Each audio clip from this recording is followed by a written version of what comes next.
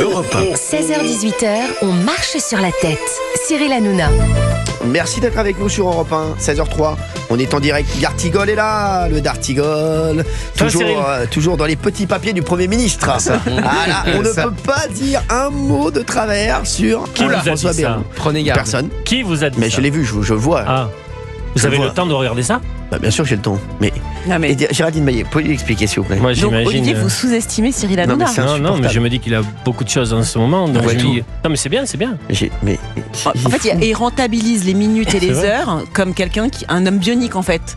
Mais- Oui, mais j'ai répondu à Pascal Pro ce matin, oui. Oui, je sais. J'ai vu Mais ça. c'est bien. mais- J'ai vu J'aime ça. bien les discussions avec Pascal parce qu'on peut faire du second degré. Donc on s'amuse, c'est à fleurer moucheté. Fleury à la fin de la Moucheté, fois, bien sûr. je Je touche. touche. Alors, bon, heureux, c'est votre première, ça va être bientôt votre premier week-end en tant que Premier ministre. Comment vous abordez ces prochaines heures? J'ai encore 2 émissions. Ouais. Et après, je suis en vacances, Cyril. Non, alors il fait quoi pendant les vacances? Il va être avec sa chérie parce que Non. j'ai un couple à reconstituer. Laquelle Parce que depuis septembre. Ça y est, il va retrouver Benaïm enfin. Non, non, Ah, ça y est. merci Géraldine. Oui, mais Voilà, pas décisif. le couple a besoin de se retrouver. Et alors, on a eu vous allez où? Vous allez où? non, à Pau, puis peut-être un peu ailleurs, mais ça on verra. Il est C'est pas mystérieux. encore décidé. Bonsoir. Bonsoir. Bonsoir. Ça va, vous êtes bizarre. Mm. Je sais pas, il est bizarre. Depuis que François Bayrou est Premier ministre, il est bizarre. Je sais pas, est-ce qu'on parle de vous au gouvernement? Parce que moi, vous n'êtes pas sur les listes pour l'instant. Non, j'ai pu le vérifier. Ah, je vous ai pas vu. Je vous ai pas vu. Bon. C'est une petite bêtise de Pascal ce matin. Vous auriez aimé postuler pour quel Rien, je suis J'espère. très bien ici. Très Mais bien. vraiment, je suis très heureux de ma vie actuelle. Ok. Très bien. Voilà. Fabien Lecoeuf, comment il va? Ben, bonjour. Oui. Toujours amoureux lui aussi, parce que c'est vrai qu'il était. Ouais. Il m'avait parlé d'une Ah oui. idylle naissante. Ouais, bah toujours. Toujours. Non, Ouais. c'est vrai. Mais non, parce qu'à un moment, ça avait battu de l'aile. Ouais, ça a battu de l'aile et puis ça a été un retour, un aller-retour. Donc bon, voilà. Mais, non, mais je reste amoureux. Non, c'est vrai, amoureux. Ouais. Bah, Ouais. ouais. Mais ça fait du bien l'amour, non? Les fêtes de Noël, c'est toujours un peu tendu. Ah ouais, c'est vrai. C'est-à-dire soit ça Ouais. soude à jamais, soit c'est vraiment cataclysmique. Ah ouais. vrai. Parce que c'est la famille, c'est le rassemblement familial, il y a ouais. toutes les générations, donc il faut vraiment être très résilient et très Famille endurant. recomposée. Toujours, voilà. Ah ouais, aujourd'hui, il n'y a que ça. Les préférences, voilà. C'est compliqué. Ah, ça va vous? Oui, ça va très bien. J'ai Ouais. passé une très bonne Maillet qui est là. après-midi. J'étais avec Géraldine Maillet cet après-midi. Alors j'ai vu la grand-mère de Géraldine Maillet. Incroyable. C'était un coup de cœur absolu. Elle est Elle vous a magnifique. tellement embrassé. Non, mais elle est magnifique. Je suis fou de votre grand-mère. Mais Je vraiment. m'en souviendrai toute ma vie. Merci beaucoup d'avoir Ah, fait ça non, mais pour elle. vraiment, je suis fou d'elle. Vraiment. Qu'elle vous regarde tous les Vraiment. soirs. Et Gauthier Lebray là. Bonjour Cyril. Vous avez vu, il y a Marianne qui a sorti Ah oui. un classement des 100 personnalités qui font l'opinion, c'est ça? Absolument. Qui font l'opinion. Qui compte. C'est ça, qui font l'opinion. Ah oui. Eh ben, vous avez vu? Ah bah, alors Bruno Vous êtes Retailleau, dedans. ils l'ont mis 29e. Bruno Retailleau, le ministre de l'Intérieur. Vous avez vu ou pas? Mhm. Ils ont mis et Michel-Édouard Leclerc, tiens, 27e. Mm. Raphaël Glucksmann, 25e. Rima Hassan, 24e. Ah oui. Hugo Clément, tiens, 26e Hugo Clément. Mm. C'est fou, hein? Ouais, c'est fou. Vous connaissez Pierre Sautarel? Non. Le Ah oui, fondateur bien sûr. du De site Souche. français de Souche. Bien sûr. Il est 23e, Pierre Sautarel. C'est, voilà. Sandrine Rousseau, 21e. Ah, quand même. Nicolas Sarkozy, 22e. Eh ouais, les gars. Enfin, vous connaissez Nona Cholet? Non. C'est une journaliste et essayiste. Elle est 18e. Très bien. Daniel Riolo est 35e. C'est vrai, Daniel Mmh. Riolo, 35e, bravo. Éric Zemmour, 19e. Mmh. Élise Lucet, 20e. Et ou pas? Et je vais vous faire Et le top 10. Top 10. Alors non, je vais vous faire déjà le 17e, c'est Patrick Cohen. Oui. Oui. Curieuse méthode. Mais il en faut. Edoui Plenel en 16e, patron de Mediapart. Mhm. 15e, Gisèle Pellicot. Oui, bien Ah, sûr. ouais. Bah C'est oui. fou. C'est fou. Bien sûr. 14e, Rodolphe Saadé, c'est le patron du groupe BFM, etc. Voilà, qui est un grand patron. 13e, François Ruffin. Oui. C'est pas mal. 13e, il est. 12e, la patronne de France Télévisions, Delphine Ernotte. Mhm. 11e, Xavier Niel. Oui. Vous connaissez Xavier Niel? Bien sûr. sûr. 10e, Jérôme Fourquet. Oui. C'est un Oui. politologue. Ouais, il est pas mal. Directeur du département Excellent. opinion et stratégie d'entreprise et essayiste. Il est pas mal, il est fort. Les fractures françaises. Ah, vous savez quoi? 9e, Jean-Marc Jancovici. Est-ce que vous connaissez? Non. C'est un ingénieur. On est compte, il est 9e. 8e, Bernard Arnault, l'homme le plus riche de France. Mhm. 8e. 7e, Emmanuel Macron. Seulement? Eh oui, 7e, Emmanuel Macron. 6e, Pascal Praud. Ah tiens, Devant Emmanuel Macron, Pascal Praud. vous l'avez dit? Il va nous écouter. 4e, Jordan Bardella. Oui. Non, 5e, Jean-Luc Mélenchon. 4e, Jordan Bardella. Troisième, Cyril Hanouna. Deuxième, Marine Le Pen. Et Vincent Bolloré est numéro 1. Médaille de bronze. Alors, de classement, donc les 5 premiers, Vincent Bolloré, Marine Le Pen, Cyril Hanouna, Jordan Bardella et Jean-Luc Mélenchon. Voilà. Il y en a pour tous les goûts. Il y en a pour Pas mal. Il y en a pour tous les goûts. Ouais. Alors moi, par contre, l'article incroyable sur moi. J'ai regardé ça. Ils m'ont appelé comment Ah oui. Mais le parrain du PAF. Non, pas du tout. Le roi des cons. Verti. Le roi des convertis. Ouais, le roi des convertis. Ah ouais. Voilà. Le jeu de mots. Fallait comprendre. Ouais. Et ils ont mis. Il y en a qui contestent, qui revendiquent et qui protestent. Cyril Hanouna, lui, ne sait faire qu'un seul geste, suivre le sens du vent ou plutôt de l'argent. Non mais franchement, c'est pas sympa. Pas très bien écrit. C'est pas gentil ça, franchement. Ouais. Et puis le style est pas. C'est gentil ça. Non. C'est gentil ça. Non, franchement c'est pas gentil. Non, c'est pas spécialement aimable. Non. Non, moi, ce qui me C'est choque pas le plus, l'esprit de Noël. c'est le titre. Quoi, le roi des cons. Des convertis, oui. Oui. Des cons, 3 petits points vertis. Ouais, j'ai pas compris. Oui. Bah, enfin, je crois comprendre, quoi, mais du coup, c'est nul, non? Mais vous comprenez quoi, Gauthier? Bah, c'est une insulte, non? Oui, mais Oui, voilà. c'est quoi le jeu Bah, de c'est mots une- par rapport à Il y en a pas. converti? Bah, j'en sais rien, mais Bah, ce qui compte, c'est ça va avec le chapeau, donc retournement de veste, converti à je ne sais quoi. Mais je sais pas, Enfin, je vois oui. surtout qu'on insulte les gens de cons, quoi. Visiblement, le public. Et les téléspectateurs, Voilà, mais comme c'est ça que souvent, c'est d'ailleurs. comme ça que je le prends. Vous en tout avez cas. raison. Ouais. Voilà, c'est ça, je suis d'accord. Enfin, c'est une 3e place qui vous fait plaisir. Voilà. En revanche, la photo, elle est très très darka, si je puis me C'est quoi, permettre. ma photo? Oui, votre photo. Parce que vous êtes en surkiff. Vous regardez votre reflet. Juste derrière vous, il y a le ballon de basket de votre loge. Et il y a Mimi, magnifique, qui est en train de vous maquiller. Et on voit qu'il y a un tout petit peu de satisfaction dans votre reflet. Vous la voyez pas? Non, merci. J'aime beaucoup. Je vois rarement de la satisfaction dans mon reflet. Elle est pas mal, la Bon, photo. merci aux éditeurs d'Europe 1 d'être avec nous. En tout cas, il reste 2 émissions avant les vacances. Nous, on est tristes. Alors, sachez qu'on marche sur la tête continuera. c'est une bonne nouvelle. Exactement, avec mon ami. Mickaël Dorian. Exactement, j'aime beaucoup Mickaël Dorian. D'accord. Vous serez là, Gauthier Lebret? Je suis là la semaine prochaine. Très bien, et bravo, magnifique. Donc l'émission sera de qualité avec Mickaël et mon Gauthier. Vous avez vu, François Bayrou a reçu les chefs de parti, leur a proposé d'intégrer le gouvernement et même de rouvrir la discussion sur la réforme des retraites. Il a reçu qui, Gauthier Lebret? Tout le Dites-nous monde. ce que vous en pensez, tiens, de tout ça, 01 80 20 39 21. Tout le monde sauf la France Insoumise et le Rassemblement National. Et effectivement, la proposition du jour de François Bayrou, c'est que tous ceux qui étaient autour de la table, du moins toute leur formation, entrent au gouvernement avec les chefs de parti. Et là, il y a aussi les chefs de groupe qui sont reçus aujourd'hui à Matignon. Donc, faut imaginer un gouvernement avec Laurent Wauquiez et Marine Tondelier, des Verts, avec Gabriel Attal pour le bloc macroniste et Olivier Faure pour les socialistes. Ça n'a évidemment aucune chance d'aboutir. Il n'y a pas Bruno Retailleau qui va rester ministre de l'Intérieur et Marine Tondelier qui va devenir ministre de la Transition écologique. Marine Tondelier, elle a commencé en arrivant à Matignon par critiquer Bruno Retailleau. C'est-à-dire qu'elle a mis 12 secondes avant de citer le nom de Bruno Retailleau parce qu'il a osé parler d'immigration en ce qui concerne Mayotte. Alors qu'évidemment, le sujet migratoire est intrinsèque à la situation actuellement Bien sûr. à Mayotte. Donc, 2 possibilités maintenant pour François Bayrou. Soit un gouvernement avant Noël, donc un gouvernement sous le sapin, sinon ça sortira le sapin politiquement pour François Bayrou. Parlez de Michel Michel Sapin. Michel. Je vais y aller, moi je vais partir par là. En Ouais, fait. ouais. Je vais partir par là. Festival. Et il y a une seule option pour qu'un gouvernement voit le jour, c'est que François Bayrou rattrape les Républicains par la Manche, Par la Manche. ce qu'il n'est pas en train de faire. Parce que moi, je peux vous dire, j'ai eu des échos tout de Oui, suite moi aussi. des LR au moment où François Bayrou a proposé donc à Marine Tondelier ou à Olivier Faure de rejoindre le gouvernement. C'est n'importe quoi. Si évidemment la gauche entre au gouvernement, qui plus est la gauche, donc les écologistes qui sont quand même plus proches de la France insoumise aujourd'hui que de la social-démocratie, c'est terminé pour les Républicains. Jamais Bruno Retailleau n'acceptera Marine Tondelier au gouvernement. Vous imaginez, enfin ça serait impossible pour lui d'avoir une feuille de route à droite qu'il assume sur les questions migratoires et sécuritaires. Donc on va encore perdre du temps, on n'aura pas de gouvernement. C'est certain avant samedi parce que Emmanuel Macron aujourd'hui est à Mayotte. Il a annoncé qu'il prolongeait son déplacement à Mayotte de 24 heures. Demain, après Mayotte, on va voir comment il fera. Il doit être à Djibouti pour fêter Noël avec les soldats français. Et ensuite, il doit aller en Éthiopie samedi. Donc, et il doit être, normalement c'est l'usage, à Paris pour nommer les ministres. Donc c'est chargé pour François Bayrou pour essayer d'avoir un gouvernement avant le 24 décembre, donc avant mardi prochain. Bien sûr, ça va être compliqué. Très compliqué. À mon avis, il n'y aura pas de gouvernement sous le sapin.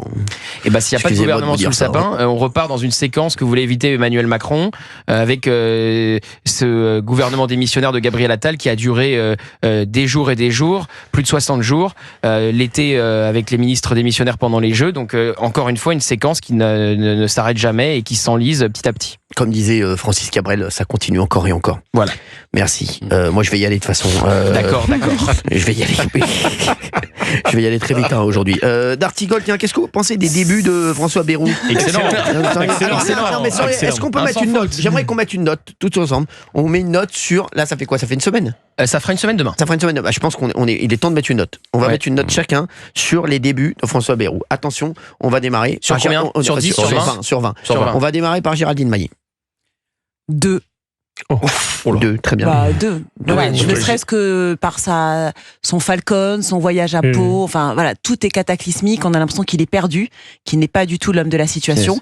Et moi, je crois à ce que dit Gauthier. Je pense que ça sent plus le sapin qu'au pied du sapin. Je vais répondre à ça. Je pensais que je serais le plus dur. Alors là, vu que tu as mis 2, je vais être un peu moins sévère que toi. Si on devait noter au nombre de gaffes, je mettrais 20 sur 20. Parce que franchement, c'est un sans faute. C'est un jour une gaffe. Donc voilà. Non, c'est vraiment un démarrage très raté. Je mettrais 7. 7 sur 20. 7 sur 20. 7 sur 20. C'est gentil. Voilà. 7 sur 20 venant de vous. 7 sur 20. Il me reste un peu de clémence. Non, franchement, 7 sur 20. Je m'attendais à 3. Parce qu'en dessous, j'aurais l'impression d'être cruel. Moi, je veux pas être cruel. Mais qu'est-ce qu'il a fait de bien? Rien.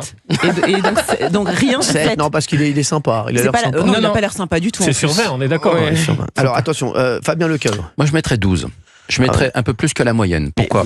12, c'est pas 20 non plus. C'est pas un très bon élève. C'est même assez bien, on va dire. Alors, c'est assez bien. Non, assez bien parce que d'abord, ça fait pas une semaine qu'il est au poste. Justement, c'est le problème.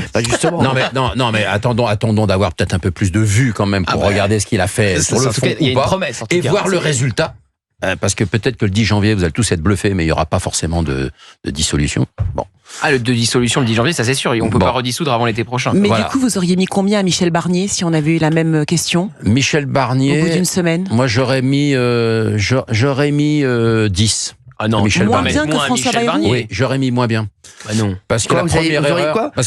Vous auriez mis 10 à Michel Barnier? Oui, parce que la première erreur de Michel Barnier, mais on a le droit de penser ce qu'on pense. Bien sûr. Ah oui, non, mais à un moment donné, et de le dire, c'est-à-dire que, non, mais il faut expliquer que Michel Barnier, dès le début, pour moi, c'était une erreur quand il a commencé à éloigner aussi bien les gens de la France Insoumise que les gens du Rassemblement National. Il fait exactement pareil aujourd'hui. Alors oui, depuis ça. Il fait aujourd'hui, il accepte pas ce qu'il a fait aussi aujourd'hui. Mais peut-être qu'il a un autre plan derrière la tête. Bayrou, vous savez quoi, pour moi, pour l'instant, il me fait penser à Gilles Verdès s'il était au gouvernement. Non mais c'est rigolé. Je pense que Gilles serait meilleur. Ah non, quand même, les mecs. Dans la com, au moins dans la com. Non, il faut pas non plus. Les mecs, il ferait pas d'erreur de com comme. Je ferai jamais d'un dauphin un requin. Non mais je te le dis. Non mais je te le dis, mon vieux. Non. Mais alors la note de D'Artigol. Je mettrais 11. 16. Dans le 11 parce qu'il a réussi à atteindre Matignon, arriver à Matignon alors que c'était pas donné. Bien sûr. Les débuts ne sont pas réussis.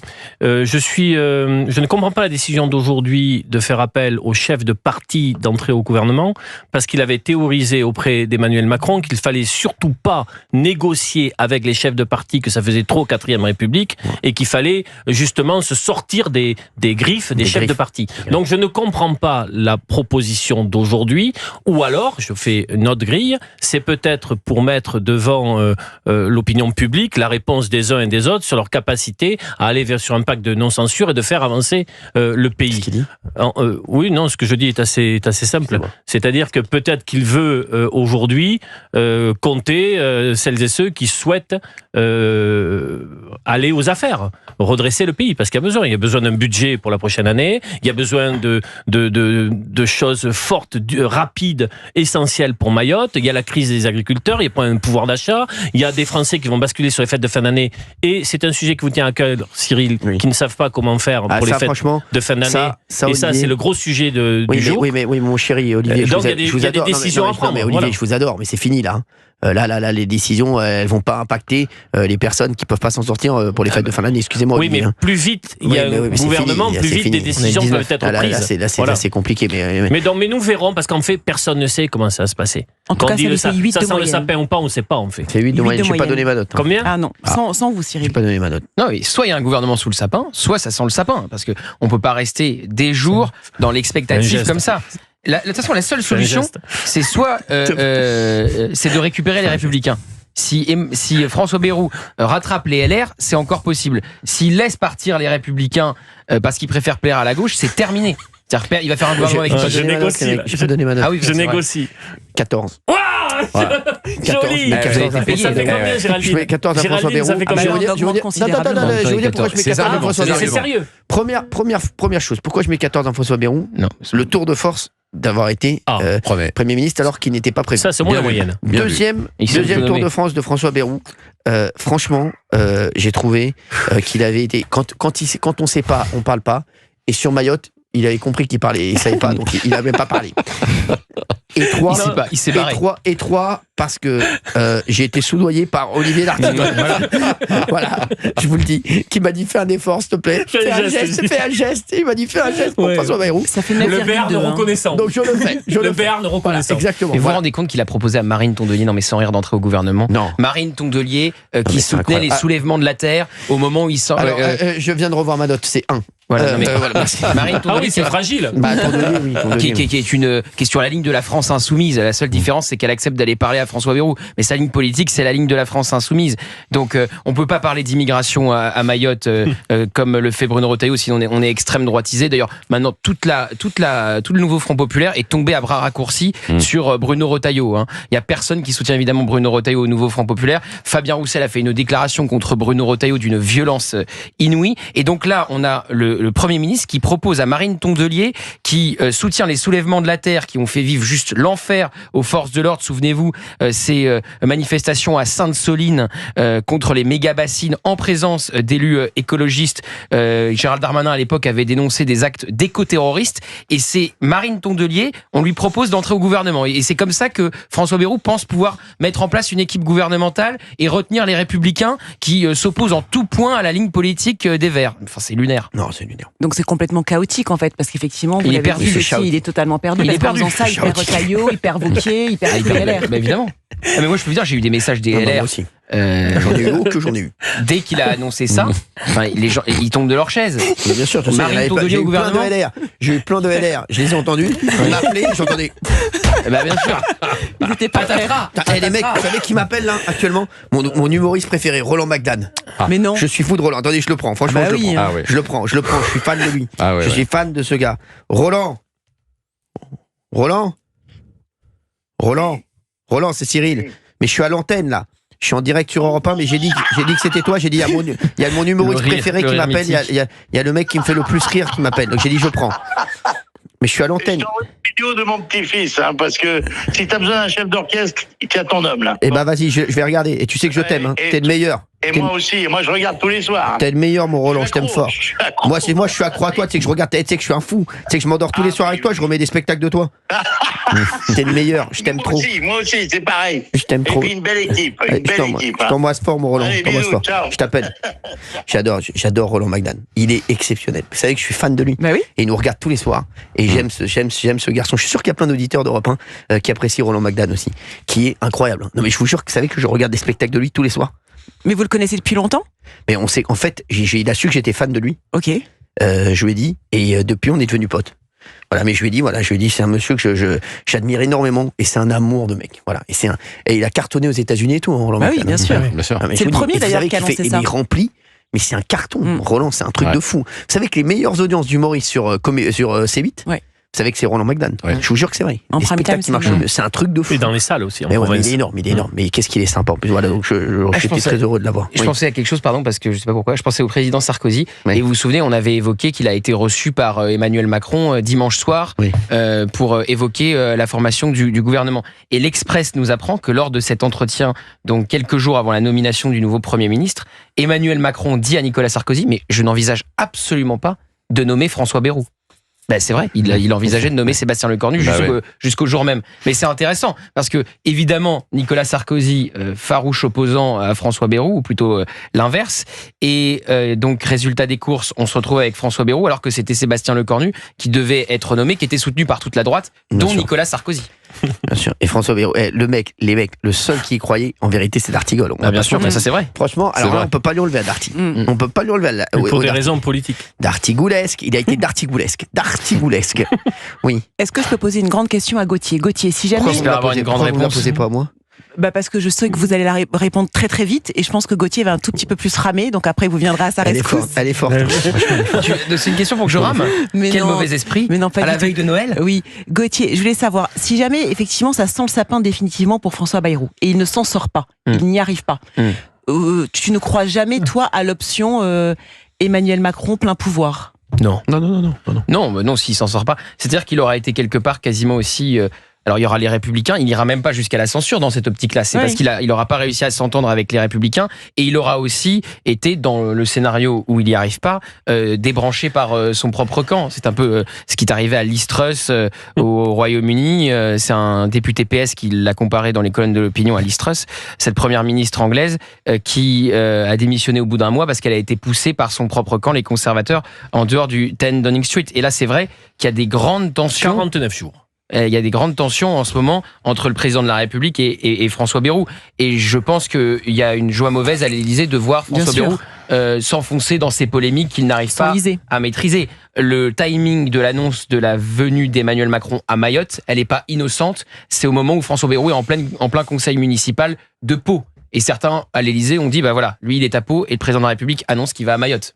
Bien sûr. Évidemment. Voilà, c'est sûr. Et ça s'est très très mal passé entre les deux hommes toute cette semaine. Alors justement, il est comment là, François Bayrou, en ce moment-là, au niveau du moral ? Il est en compagnie créole, c'est bon pour le moral, ou il est plutôt en je sais pas, en... Vous écrivez William beaucoup en ce Scheller, moment ? Pourquoi les hommes Non, vous écrivez ou pas avec François, avec FB ? Non. La voix est fébrile. Ouais, mensonge. Ouais. Non, mais... François B. Mais il est, comme vous le voyez, il est dans une situation difficile. Genre, est-ce qu'il vit sa meilleure vie ? Mais quand vous êtes un animal politique et que pendant 40 ans, c'est long 40 ans, Cyril, vous accédez à quelque chose que vous vouliez, non pas l'Élysée, mais Matignon, il vit l'enfer de Matignon, ça c'est une réalité. Je pense qu'il imaginait quelque chose de plus facile, ça ne l'est absolument pas.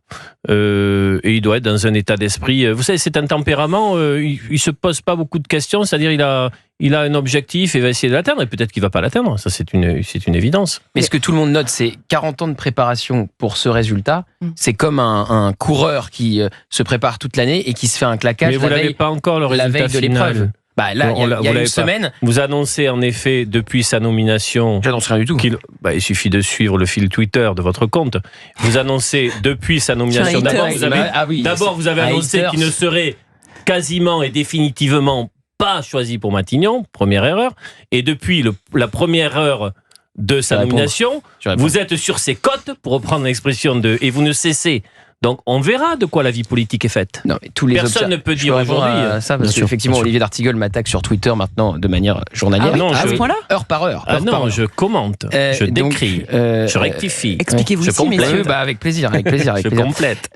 Déjà, oui. Moi, je pense que c'est une erreur d'avoir nommé François Bayrou. Donc, sur Sébastien Lecornu, il était nommé, c'était une information qu'on a donnée ici, excuse-moi, il était Premier ministre jusqu'à 11h. Roland Lescure a été évoqué et c'était le candidat d'Alexis Collère. Donc, tout ça était factuel. Non, c'était le candidat d'Alexis Collère. Après, on n'a jamais dit qu'Emmanuel Macron allait le nommer le soir même.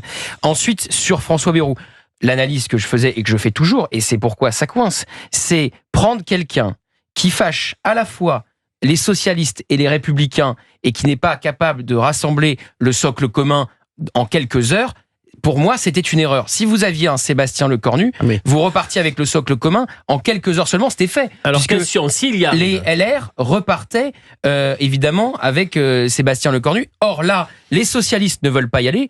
La proposition de rentrer au gouvernement est même très mal reçue aussi par les socialistes. Et vous arrivez quand même à vous fâcher avec les LR qui ne vous font pas confiance. Il y avait un cadre LR qui me disait à la veille de la nomination de François Bayrou, il nous fait le même effet que l'eczéma. Je vous rappelle évidemment tous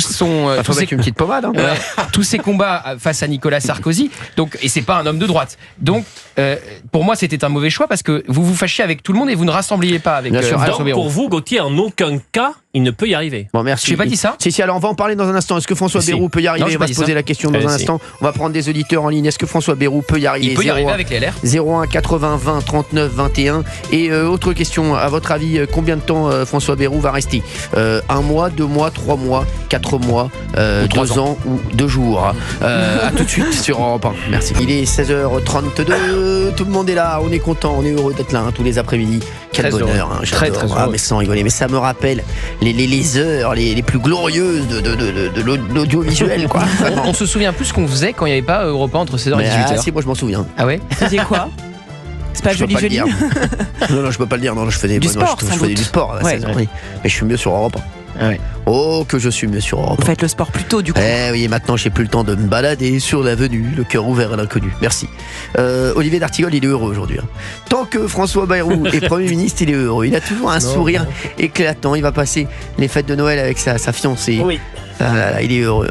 Il est bien. Il est heureux. Elle est heureuse de passer les fêtes avec vous, elle? La vie perso, c'est important pour l'équilibre général. Ah ouais? Oui, très. Ouais. Avoir trouvé sa moitié. Ah ouais, elle n'a pas trouvé sa moitié, elle a trouvé son 3/4. Elle a trouvé son 4/4 même. Merci. Non, mais je suis content de l'avoir On trouvé. pose une question aux auditeurs d'Europe 1, 01 80 20 39 21. Est-ce que vous pensez que François Bayrou peut réussir? C'est la question qu'on vous pose. Je fais un petit tour de table là-dessus. Vous nous dites la vérité. Non, mais vous nous dites la vérité. Rapidement, c'est pas 2 heures. Patrick Fiori. Ouais, il peut réussir. Merci, salut. Voilà. Géraldine. Il peut échouer. Moi, je suis dubitative, Olivier, parce qu'en fait, je vois pas ce qu'il a de plus que Michel Barnier. Non, par contre, on voit ce qu'il a de moins. Voilà, qu'est-ce qu'il peut faire de mieux et différemment de Michel Barnier, en fait? C'est l'avenir politique qui nous le dira. Gauthier vient de dire, on voit ce qu'il a de moins, mais ce qui est sûr, c'est que Michel Barnier a presque tenu 3 mois avec une équation politique infernale. Mais peut-être que suite aux dernières élections législatives, peut-être que le pays est ingouvernable. Hein. Parce que c'est peut-être une réalité politique où, quel que soit le profil, ça va cogner sur quelque chose où il n'y a pas de voie de passage. On verra. Après, personne ne peut dire aujourd'hui s'il a 1 mois, 2 mois, 3 mois ou 15 ou 30 mois devant lui. Personne ne peut le dire. Bon, bien sûr, il y a des fois des commentateurs, des journalistes ou des chroniqueurs qui se risquent à des prévisions. Mais cette ouverture à gauche n'est pas forcément rançon de stabilité. Comment? Cette ouverture à gauche, c'est encore plus chaotique. C'est sûr. Mais je ne vois pas d'ouverture à gauche aujourd'hui. Je vois simplement. Je propose à Marine Tondelier d'être au gouvernement. Terminer. Je vois simplement que c'est une stratégie. Donc les Verts diront non, le Parti Socialiste dira non. Donc publiquement, les gens verront que les formations politiques ne veulent pas réparer le pays. C'est plutôt une stratégie de communication. Mais Michel Barnier l'avait déjà fait, ça. Oui, c'est vrai, Géraldine. Mais après, Géraldine, je t'avoue que je n'ai pas moi-même la solution politique. Je n'ai pas ça se saurait. Oui, c'est pour ça que je suis là. Donc je m'en réfère à Gauthier. Non, mais l'article 16, Gauthier. Non, l'article 16, je ne crois pas rappeler ce que c'est que l'article 16. C'est les pleins pouvoirs au président de la République. Il le fera pas. En cas de grands troubles. Il ne le fera pas. Alors, et on remplit les critères. Mais c'est quasiment des troubles sécuritaires, insurrectionnels. Mais bon, ça peut arriver. Tout peut arriver. Le ciel peut nous tomber sur la tête. Mais au rythme où on est. Mais moi, je pense qu'il peut réussir à former un gouvernement, pas dans la durée, il fera pas 30 mois, ça m'étonnerait, mais si il cède au LR et qu'il accepte la ligne des LR et qu'il accepte de ne pas avoir un tiers de ministres de gauche et de laisser un nombre de portefeuilles conséquents aux Républicains. C'est la seule façon pour lui de réussir. Parce que si les Républicains quittent le gouvernement, ça veut dire qu'on fait un gouvernement avec du MoDem, des macronistes et Horizon d'Édouard Philippe, comme si la dissolution n'avait pas lieu. Donc pour moi, c'est la seule possibilité. Mais là, pendant la pub, j'étais en train de me refaire la semaine de François Bayrou avec les polémiques par jour. C'est quand même assez édifiant. C'est un super banco. Refaites-nous la semaine. Tiens. Alors, si vous voulez. Donc vendredi dernier... il y a Olivier qui est content. Non mais on va bien commencer. On va bien commencer. Vendredi dernier, il est donc nommé à Matignon. 1-0 pour François Bayrou face à Emmanuel Macron, à qui il tord le bras. Quelque part, il dévoile l'impuissance du chef de l'État, qui n'est même plus capable de choisir qui il veut pour Matignon. C'est ce que disait Marine Le Pen dans son interview au Parisien cette semaine. Donc 1-0 pour François Bayrou. Alors ensuite, on a Mayotte. Il organise donc Cyril, une cellule de crise interministérielle pour Mayotte, qu'il préside celle-là, à Place Beauvau. Point presse avec Bruno Retailleau, et là, il s'en va. Il quitte le point presse en disant « Je laisse le ministre de l'Intérieur répondre ». Bon, tout le monde est un peu circonspect par cette communication. Lundi, on apprend que François Bayrou va présider le conseil municipal de Pau. Ok, 18h au départ. Et on se dit, attendez, mais 18h, il y a une cellule de crise interministérielle Place Beauvau. Il décale son conseil municipal à 19h et il choisit d'être physiquement présent au conseil municipal et pas à la cellule de crise interministérielle. Et il décide de prendre un avion de la République, un jet de la République, pour aller à Pau et pas pour aller à Mayotte. Ça soulève une polémique. Polémique qu'il va lui-même alimenter en faisant 2 erreurs. Un mensonge. Il a dit... J'ai assisté à la cellule de crise interministérielle jusqu'au bout et après je suis allé présider le conseil municipal de Pau. Pas de chance, faux. Il a quitté 20 minutes avant la fin de la cellule et au moment des conclusions d'Emmanuel Macron en plus. Donc il a menti à la représentation nationale. Curieux. Et ensuite, sur Mayotte, il commet une maladresse, plus que cela même, une forme de mépris pour les ultramarins, pour cet homme qui se dit des territoires et qui veut connecter Paris au territoire et vice-versa, en disant que le président et le Premier ministre ne peuvent pas être absents en même temps du territoire national. Or, Mayotte est évidemment le territoire national. Ensuite, il y a le clash avec Emmanuel Macron, ça a lieu à Pau. Il dit « Je veux un gouvernement cette semaine, encore faut-il que le président soit là et disposé à nommer ». Comme si le président était parti skier à Courchevel. Non, le président, il va à Mayotte, le président, il va fêter Noël avec les troupes françaises et il va en Éthiopie. Donc, évidemment, l'Élysée le prend très très mal. Il est convoqué 2 fois dans la journée pour parler de la liste qu'il propose de former pour le gouvernement. Et donc là, les choses se tendent avec Emmanuel Macron, alors que c'était déjà très mal parti, puisqu'il lui a tordu le bras pour s'autonommer à Matignon. Elle est longue cette semaine. Et il y en a J'ai l'impression que ça fait 2 ans. On peut plus, sans déconner. C'est horrible. C'est un chemin de croix. Horrible. Et dernière bourde. Il a qu'est-ce qu'il va il a une fiancée, François Bayrou. Une femme. Faut une compagne. Babette Bayrou. Olivier nous a quittés. C'est long, on sait tout ça. Olivier, il a une fiancée ou pas? Bah oui, il a même 6 enfants avec Babette. Quoi, il a une femme? Oui, il a une femme. Attendez, je vais conclure pour attendez, arrêter le supplice de Olivier 1971. Il a une femme. Ce qui est intéressant, c'est de décrire, de décrypter, d'analyser. Tu le feras ensuite. C'est long. Donc, c'est long. Ensuite, et dernière bourde, hier, Matignon annonce que François Bayrou a rendu sa copie à Emmanuel Macron. Un proche, alors non, c'est mal formulé. Un proche du Premier ministre dit à l'AFP, il a rendu sa copie. Et la démenti de Matignon quelques secondes plus tard, non, la copie n'est absolument pas prête, c'est faux, le Premier ministre n'a pas rendu sa copie à Emmanuel Macron. C'est quand même très curieux de faire un démenti pour dire on n'est absolument pas prêt. Voilà, et on arrive à cette réunion aujourd'hui où il propose à Marine Tondelier et à Laurent Wauquiez d'être ministre dans un même gouvernement. Lunaire. Le relance pas, Géraldine. Non, je ne vais pas du tout le relancer. Je vais d'abord flatter Gauthier. Merci, Géraldine. Que la synthèse de cette semaine est implacable et effectivement, c'est un fiasco. Merci, en revanche, Géraldine. quand tu dis que ça fait lui un peu de soutien en ce Monsieur Bayrou a besoin des LR. En fait, pardon, mais le problème, c'est que Monsieur Barnier avait les LR. Il avait Retailleau. Ben, on est d'accord. Donc, en fait, le problème, c'est pas du tout les LR et la présence des LR au gouvernement. Je vais te répondre. Merci, je n'attendais pas moins de toi. Le problème, c'est le RN. C'est-à-dire que plus le gouvernement va se droitiser, avec une droite efficace, une droite à la Retailleau, une droite qui pose des vrais enjeux et qui trouve des solutions pour l'immigration, pour la sécurité, tout ça. Moins cela est favorable au RN, et plus le RN va se réveiller et va dire, voilà. Donc ça, je veux savoir, toi, comment tu juges ce dilemme. Là, c'est de la politique. Je répondrai pas à cette attaque. Vous voyez ce à votre hater. Ouais, mon hater, c'est on dirait le Grinch. Ça, c'est intéressant. Donc, avant même d'atteindre la censure, pourquoi ça bloque là pour Bayrou? Ça bloque même pour la formation du gouvernement. Donc, avant même d'atteindre la possibilité de la censure, on se pose la question, est-ce qu'il va réussir à former un gouvernement? Donc, s'il échoue sur cette première marche avec les LR, on parle même pas de censure du RN, ça n'existe pas, parce qu'il n'aura même pas formé de gouvernement. Hervé Morin, là, il peut pas être au gouvernement, lui. Oui, il est pas très copain avec François Bayrou.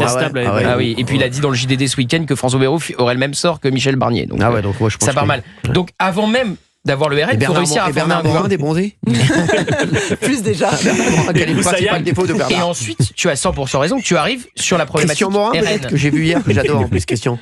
J'adore l'animateur de La Roue de la Fortune. J'adore ce mec. Clarinette. Au moins, Michel Barnier avait sauté la première haie. Il a chuté. Excusez-moi, juste. Vous comptez parler 2 heures comme ça parce que je voulais c'est pas possible. C'est une purge. C'est une purge. Je sens une purge. Non, s'il vous plaît, ne vous ralliez pas à l'URSS là. Je suis à 2 doigts de devenir communiste. Merci Cyril. Je suis à 2 doigts. C'est l'or. En plus, ne vous inquiétez pas, ça n'arrivera jamais. Je sais. On ne sait pas de quoi l'avenir. Oh si, là-dessus si. Et Sébastien Lecornu. Est-ce que vous pensez que ça peut arriver? Communiste, non. Il faut pas. Il faut redistribuer. Il suffira de voir une feuille d'impôt, vous allez très vite en revenir. Mais tout le monde, parce qu'ils prennent de 100%, Cyril. Oui, c'est vrai. Tout le monde. Comme les autres. Voilà, on est dans un pays soviétique, alors, aujourd'hui. S'il vous plaît, vous pouvez nous laisser entre grandes personnes, merci. Entre adultes. Là, c'est là où arrive la carte Lecornu. Il réussit à former son gouvernement avec les LR, et ensuite, il connaît Marine Le Pen. Il a dîné avec elle. Bien sûr. Il la traitera beaucoup mieux que Michel Barnier. Et d'ailleurs, un bon point pour François Bayrou que je lui reconnais, c'est son coup tactique de recevoir le RN très vite et de trouver la bonne parade pour dire je les reçois en premier parce que je fais par ordre. Oui, mais ça n'a pas été dit dans le résumé de la semaine. Ah si, pas dans ce résumé-là, mais ça a été dit cette semaine. Bien. Mais merci, tu lui diras, tu pourras l'appeler pour lui dire que je lui ai dit. Ensuite, donc voilà. Regardez-le dans les yeux quand vous lui parlez. Non, j'ai même plus envie.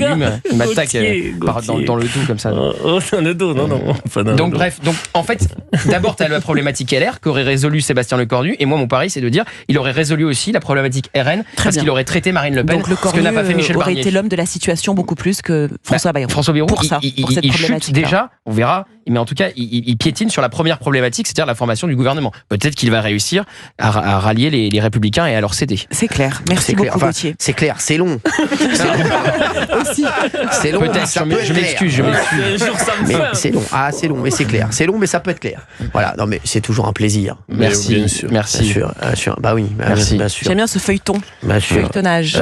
Je pense que les Français en ont un peu assez. Aussi, parce que ça change vous pas leur intéressez de quotidien. plus en plus à la politique. J'ai l'impression que vous n'étiez pas à fond avant, et là de plus en plus, non? Non, j'ai toujours été une citoyenne engagée comme Olive, donc vraiment je m'intéresse vraiment beaucoup à la politique. J'adore Olive. J'adore, je trouve que c'est très intéressant. C'est comme référence. Oui, parce que il avait une manière de se présenter comme ça souvent sur le plateau TPMP, donc je dis ça sans aucun mépris. En fait, on est tous des citoyens engagés, on s'intéresse à notre niveau, et moi j'adore. Oui, mais tu suis la politique quand même. Je m'y intéresse, je trouve que c'est passionnant. Olivier, oui. J'aime beaucoup cette Olivier. C'est passionnant. C'est comme Miu Miu. C'est vrai. C'est comme Boutros Ghali. C'est Olive. J'adore Olive. C'est 2 fois Olive. C'est Olive au carré. Si on le presse, on a de l'huile. D'olive. Cyril, on n'a pas d'auditeurs aujourd'hui. Bien sûr qu'on a beaucoup d'auditeurs qui nous attendent. Mais c'était Gauthier Lebré aujourd'hui, l'auditeur. Oui, j'ai vu. Il nous a appelé Gauthier Lebré au 01 80 20 21. Il va avoir un cadeau sur Europe 1. François Bayrou peut-il s'en sortir? Franchement, ce serait un miracle. Ce serait un miracle de l'amour. Moi, j'y crois pas trop. Vous croyez beaucoup à l'amour, hein? Oui, quand même. Mettons qu'il n'arrive pas à former le gouvernement, qu'il s'en aille. Le scénario du pire pendant Noël, les fêtes, on fait toujours la déloc à Pau ou on annule? Bien sûr, on fait la déloc à Pau, quoi qu'il arrive. On a dit un truc, on le fait. On le fait. Ouais. Les mecs, on a dit qu'on allait à Pau, on ira à Pau. C'est une promesse. C'est simple, c'est clair. Moi, c'est sûr et certain, j'irai à Pau. Très bien. Voilà, je vous le dis, oui. Olivier, est-ce que pendant les fêtes de Noël, à Pau, vous allez croiser François Bayrou et son épouse éventuellement? Est-ce que c'est une éventualité? On passe Noël ensemble. On ne sait pas. Est-ce que c'est une possibilité? Est-ce que c'est quelque chose qui vous arrivait avant dans votre vie d'avant? À Pau, on peut se croiser, oui. Ok. Je crois pas un instant. J'étais conseiller municipal pendant 20 ans à ses côtés. Je sais, ils nous ont dit des auditeurs. Compris, Et sa sœur, vous la connaissez? Non, mais en fait, mais pas tout le monde, mais certains m'en veulent de pouvoir dire comment est François Bayrou, mais c'est normal, je n'ai pas de qualité propre à cela, parce que tout simplement j'ai été conseiller municipal à ses côtés pendant des années. On va repartir. Je vais vous faire un test, d'accord, pour les auditeurs d'Europe 1, il est 16h45. Vous avez côtoyé François Bayrou pendant des années. Pascal Praud, il est sympa? Oui. Très sympa, Pascal. Pascal? Ouais, c'est un amour. Oui, je m'entends bien avec Pascal. Donat Vidal-Revel, le patron d'Europe 1, il est sympa? Je le connais pas bien, mais je pense il est sympa. Il est où? Non, mais vous le trouvez comment? Il est sympa. Oui, il est sympa. C'est un mec sympa. Moi, comment vous le trouvez? Ça va. Non, mais ça va, moi, ça va. Il dit pareil pour tout le monde, comme ça. Non, ça va, moi, sympa ou pas? Oui. Ça va. François Bayrou, en fait, vous êtes d'une humeur égale. Ouais. C'est plutôt. Ah oui, non, mais ça, c'est un truc de dingue. Vous êtes... Non, mais c'est vrai. Moi, je suis pas comme ça. Tempêtes. Moi, je suis pas comme ça, par exemple. Vous êtes d'une humeur égale. Vous êtes. Ah bah bref. Vous savez, il y a peu de tempêtes qui me. Quels que soient les icebergs. Franchement. Je vous ai déjà répondu si François Bayrou. Il est sympa si. Il est sympa s'il connaît et s'il a confiance. Sinon, il peut être comme un Espagnol. Un peu rugueux. Qui sont ses amis en politique? Je veux dire, des gros amis, des grosses pointures. Il n'a pas d'amis, en fait. Il avait Marielle de Sarnez, mais qui n'est plus là, qui était véritablement son alter ego, et qui était une femme qui savait lui dire non, tu te trompes, parce que le risque pour les dirigeants politiques, c'est de s'entourer de personnes qui vont leur dire au millimètre près ce qu'ils veulent entendre. C'est toujours bien qu'on ait un dirigeant, d'avoir quelqu'un à côté qui soit un peu poil à gratter, qui dit non, je suis pas d'accord avec toi. Quoi, il faut un poil à gratter, quoi. Mais est-ce qu'il est pote? Mais donc, il a un groupe de Marc Fesneau. Oui, mais des stars, je veux dire. Est-ce qu'il est pote avec Hollande, avec, je sais pas, avec. Est-ce qu'il était pote avec Chirac? Est-ce qu'il a des amitiés comme ça? Je pense qu'il peut avoir des relations personnelles avec, par exemple, François Hollande, très certainement, mais c'est plutôt un solitaire. D'accord. Pas mal. Pas mal. Pas mal. C'est un solitaire, lui. Hein. Ouais. Comme Bébel. Non, mais c'est vrai que c'est un solitaire. Mais il n'a pas beaucoup d'amis. On peut pas dire qu'il est beaucoup de monde derrière lui. C'est qui ses potes? Il voit qui, le week-end, il fait quoi? Il fait du bowling avec qui? Le week-end, il doit rentrer chez lui. Oui, il rentre chez lui le week-end. Vous faites partie de ses amis ou pas? Non. Mais non. Vous avez déjà dîné avec lui? Oui, mais ça c'est normal qu'on est dans le même conseil. Il mange proprement. François Bayrou, il mange proprement. On va arrêter, Cyril. Non, c'est important. Par exemple, Chirac, je trouve que la manière dont il a de se comporter, par exemple, à table, ou ce qu'il avait, la manière de se comporter à table, ou comme François Hollande, par exemple. Mais en Gascogne, à Pau, ça montre aussi un tempérament. On aime les bons moments partagés, oui. Ok. Coup de fourchette. Oui, bien sûr. La convivialité. Bon, enfin, oui. Exactement. Coup de fourchette. Sensationnel, tout ce que je vous dis. Coup de fourchette, exactement. Merci. Quand moi je parle de politique, ça lui plaît. Là, on parle de gastronomie. C'est quoi son plat préféré, François Bayrou? Aucune idée. Merci. Allez, il y a Eric qui est avec nous en ligne. Eric du Rhône-Alpes. Eric, bonjour Eric. Oui, bonjour Cyril, bonjour à tous. Bonjour. Merci d'être avec nous Eric. Bon, est-ce que vous pensez que François Bayrou peut s'en sortir? Ça va être compliqué, vu le départ, ça va être très compliqué. Ça va être très très compliqué. Il a déchaussé. Il a déchaussé dès le début de piste. Dès le début de la piste, il a déchaussé. Il a déchaussé. Et puis en plus, il appartient à une famille politique, visiblement, qui n'a pas réussi grand-chose. Si on reprend la genèse de tout ça, de septennat François Mitterrand, toutes ces familles politiques qui n'ont rien réussi, et je suis étonné quand même qu'il réunit des chefs de parti qui sont en grande partie responsables du délitement actuel de la France. C'est ça, exactement. Bah oui. Non mais de toute façon. Voilà, le RN. Alors j'ai l'impression que les gens ont peur que le RN soit au pouvoir parce qu'il risquerait de faire mieux qu'eux. Et je vais faire un petit parallèle. Je peux vous dire un truc, Eric. À ce niveau-là, j'ai l'impression que ça peut pas être pire. Exactement. Je sais pas ce que vous en pensez. Non mais c'est vrai. Exactement. Là, économiquement, c'est catastrophique. Au niveau, non mais c'est vrai, économiquement, c'est catastrophique. Au niveau du pouvoir d'achat des Français, sécuritaire, c'est catastrophique. Mais ça peut pas être pire. C'est catastrophique. J'ai l'impression que c'est quand même possible, malheureusement, si on laisse les choses se déliter comme exactement. ça. Bien sûr. Et je voudrais faire un petit parallèle aussi avec ce qui se passe pour toi, Cyril, je me permets de te tutoyer. Avec plaisir. Effectivement, aujourd'hui, on a des gens, politiquement, qui ont une peur bleue. Moi, j'ai l'impression que tu représentes un petit peu ce que représentait Coluche dans les années 80, et ils ont une peur bleue, ces gens-là, que tu rentres en politique. Et si tu rentres en politique, tu aurais un pouvoir de fédérer, comme l'a fait Coluche à un moment donné. On l'a dissuadé, il a pris peur, il a eu des menaces. C'était dans les années 80. Et effectivement, aujourd'hui, je fais ce parallèle. Et l'histoire de l'Arcom, je pense que ces gens, ces familles politiques dont appartient Gilles Verdez et Olivier d'Artigol, ont une peur bleue que tu rentres en politique, ont une peur bleue que tu rentres en politique. Ils se disent, si jamais il met le pied dedans, il va nous poser des problèmes. Et aujourd'hui, c'est comment dirais-je, c'est ce qui se passe en fait. Attends, 2 petites secondes parce que je suis en de ma voiture. Faites. Il n'y a pas de problème.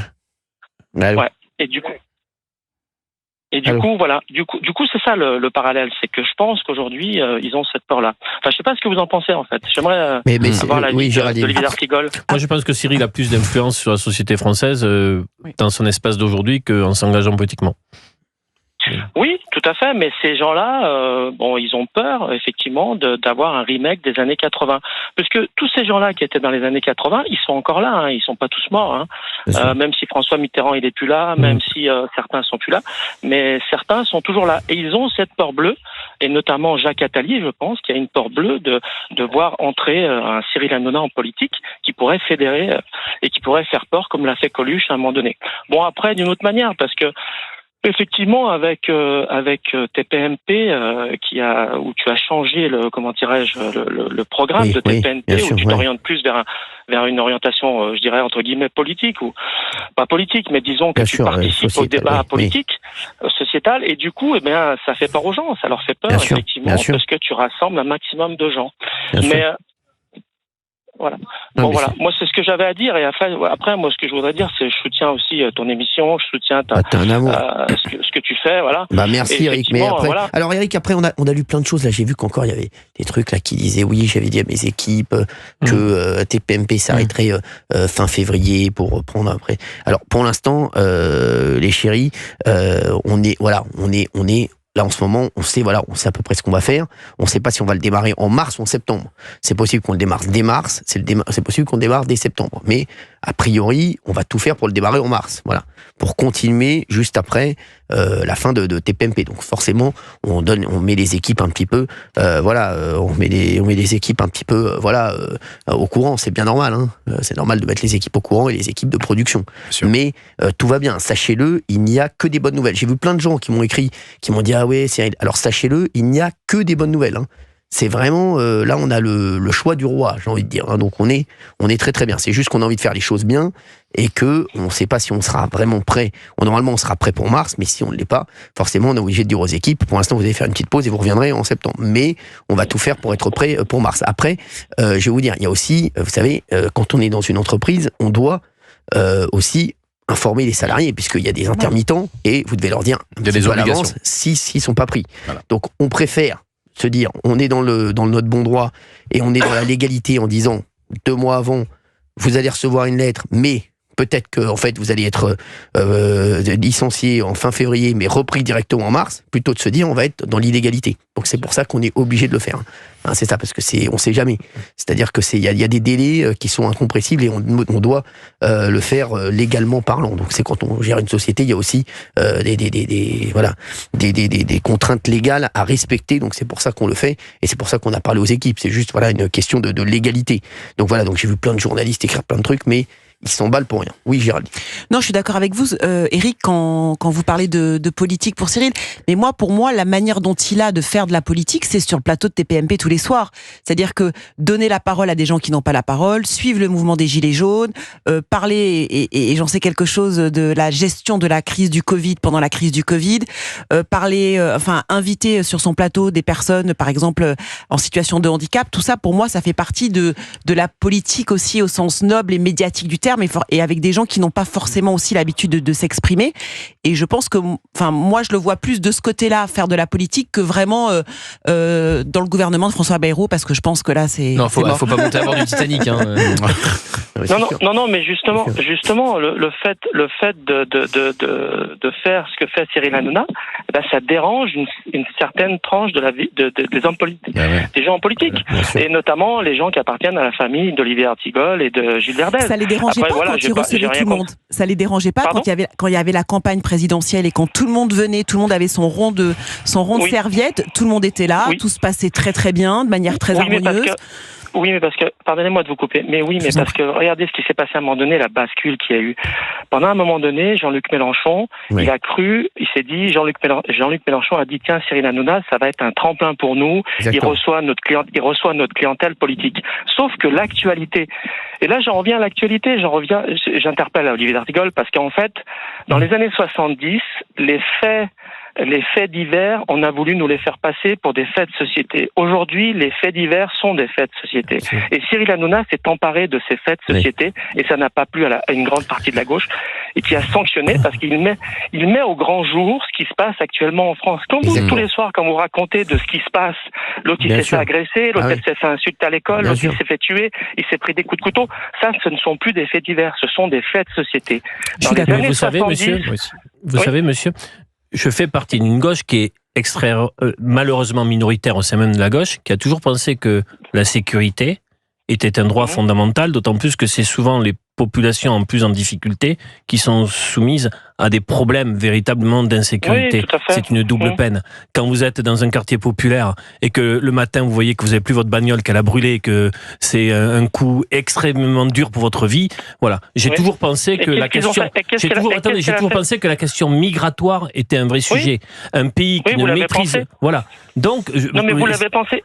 Oui. Votre famille politique l'a pensé, famille politique l'a pensé, mais n'a rien fait en ce sens. Parce qu'aujourd'hui, tous ces hommes politiques manquent de pragmatisme. Ils sont dans la communication. Aujourd'hui, Emmanuel Macron, il a repris exactement ce que faisait Nicolas Sarkozy. Nicolas Sarkozy, quand il a été élu sur des actes de communication. Il a rien fait, il a renié les accords de Villepin. Eric, vous restez avec nous parce qu'on va vous reprendre dans un instant. On fait une petite pause sur Europe 1 et vous continuez à nous appeler, tous les auditeurs d'Europe 1, 01 80 20 39 21, vous nous appelez, on vous attend, à tout de suite. Europe 1. 16h-18h, on marche sur la tête. Cyril Hanouna. Voilà, oui, Olivier d'Artigol. Information importante qui vient de tomber. Quoi ? Dites-moi. Sur le fil de l'AFP en alerte. Oui. Laurent Wauquiez demande aux autres partis un engagement à ne pas renverser le gouvernement pendant 6 mois. Oui, il a raison. Il l'avait dit, hein. C'est très bien. Donc, il l'avait dit, oui. C'est important. Il le confirme. Oui. Vous voulez dire quoi ? Vous voulez dire que François Bayrou est très fort ? Allez. Non. Fabien Lecoeuvre est avec nous. Il a des jokers. Gauthier Lebret est avec nous et Géraldine Maillet est avec nous. Merci. Je ne sais pas ce qu'il veut dire, mais on s'en doute. Non, mais Laurent Wauquiez avait dit qu'il ne fallait pas censurer le gouvernement, même si c'était un gouvernement socialiste. Il l'a dit tout de suite. Exactement. La question, c'est celle de sa participation. Et François Bayrou a demandé à Laurent Wauquiez et aux autres de répondre avant demain matin. Les socialistes et les écologistes ont déjà dit non sur l'entrée au gouvernement. Donc, évidemment, Gabriel Attal, les députés Modem, les députés Horizon, il n'y a pas de suspense s'ils entreront. Donc, le seul suspense pour demain matin, c'est les Républicains. Est-ce que demain matin, les Républicains vont annoncer qu'ils entrent ou pas au gouvernement ? C'est la seule inconnue. Et s'ils n'entrent pas, ils peuvent ne pas censurer ?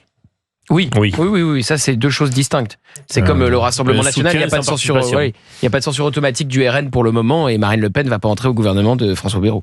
Très bien, bravo, j'adore. Mais vous avez vu qu'il est intelligent. Oh, j'en ai marre. Allez, 17h04, vous nous appelez 01 80 20 39 21 sur Europe 1. À 17h04, on se détend. Avant de reprendre des auditeurs en ligne pour parler de est-ce que vous pensez que François Bayrou va réussir ? Et puis on va parler de ce qu'a dit Thierry Breton, l'ex-commissaire européen sur Europe 1 et c'est nous. C'était au micro de Sonia Mabrouk, on l'écoutera dans un instant. Il a dit de mémoire d'acteur que je suis, je n'ai jamais vu ça. Il parlait de la situation économique de la France. Pour vous dire, non, vraiment, tous les voyants sont au vert. Et d'ailleurs, son nom revient pour entrer au gouvernement de François Bayrou. Il n'a pas voulu répondre ce matin. Exactement. Voilà. En tout cas, il est complètement sacrifié par Ursula von der Leyen. Exactement. Il est conscient de la situation, en tout cas, Thierry Breton, et ça fait plaisir d'entendre des choses comme ça, parce qu'il a raison. C'est catastrophique. Fabien Lecoeuvre, on va... Waouh. Oula. Waouh. Ah oui, j'adore ça. On embrasse Jean-Pierre Foucault s'il nous écoute. Oui, bien sûr. Qu'est-ce que c'est bien ça. Alors, dites-moi tout. Allez, aujourd'hui, j'ai des nouvelles à vous donner. Ah ouais, de qui ? De Julien Doré. Très bien. Julien Doré qui s'est exprimé récemment dans les colonnes de Paris Match. Mais vous devez pas. Mais pourquoi on met qui veut gagner des millions ? Commencez par Nolwenn Leroy. Si vous voulez des millions. Si vous voulez, je vous pose pas possible. Mais vous voyez pas qu'on est en train de vous faire une production de fou. C'est vrai. Cela dit, c'est vrai. Mais tu peux lui dire, mais c'est incroyable. Ils sont excédés en régie là. Mais c'est vrai, c'est fou. Ils ont rien de Julien Doré peut-être. Vous savez comment s'appelle le réalisateur ? Non. Vous savez même pas. C'est Romain. Il y a William, notre rédacteur en chef, qui me demande si vous entendez bien avec votre casque quand il y a de la musique. Très bien. D'accord. J'entends très bien. Julien Doré, il y aura un son de Julien Doré. Ils ont prévu. Maria Carré, on va pas. Voilà. Génial. Bon, allez, Nolwenn Leroy. On peut renvoyer la musique. Ça, c'est Nolwenn Cassé. Voilà. Exactement. Premier succès de Nolwenn Leroy. Alors, vous savez qu'il y a quelques jours, elle tournait Qui veut gagner des millions. C'est Arthur, désormais, qui présente l'émission, bien sûr, et qui remplace Jean-Pierre Foucault. Et Nolwenn Leroy faisait équipe, justement, avec Laurent Baffy. Ouais. Mais alors, ça s'est très mal passé sur le tournage. Parce à l'issue du tournage, elle s'est levée, elle est partie, elle a planté tout le monde. Bien sûr. Alors moi, je voulais dire un truc, j'adore Nolwenn. C'est une amie, j'adore sa famille, j'embrasse sa maman, Nolwenn. J'adore son mec, qui est un ami, et qui est un collègue d'ailleurs de paddle. Un collègue, carrément. Non mais c'est un collègue. Non mais c'est vrai, franchement, c'est un collègue. C'est un collègue de paddle, Arnaud Clément, avec ce très grand champion de tennis, et qui s'est mis au paddle, et qui est un excellent joueur de paddle. Il joue top 100 tous les jours. Ah oui ? Bien sûr, il joue top 100 tous les jours, top 50 même.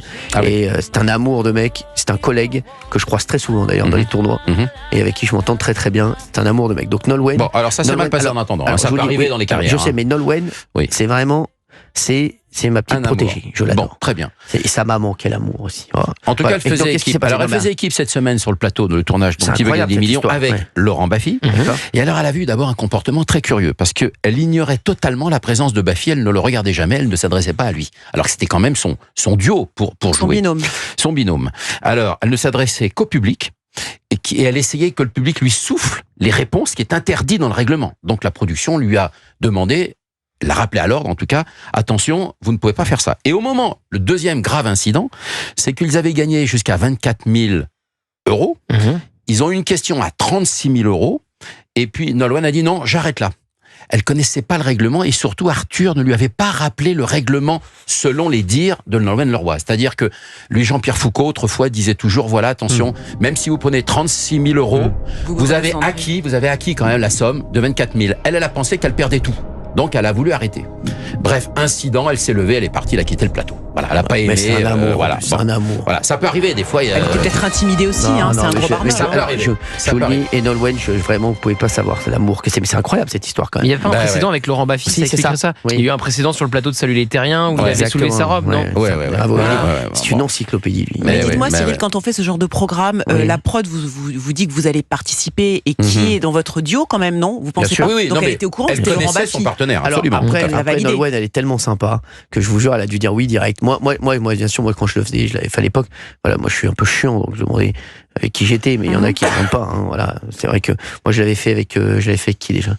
Je crois que je l'avais fait avec, je sais plus avec qui. Je l'ai fait, je sais plus. Bon, avec Baffy, c'est particulier, parce que c'est un partenaire qui chauffe quand même aussi. C'est un amour. C'est un amour, bien sûr. Mais c'est un style. C'est un style. Exactement. C'est un style. Et ça peut pas forcément plaire à tout le monde. C'est un chant. Merci. Ça peut intimider. Alors, chant de Michel Sardou, tout le monde s'en fout. Merci. Non, c'est beau.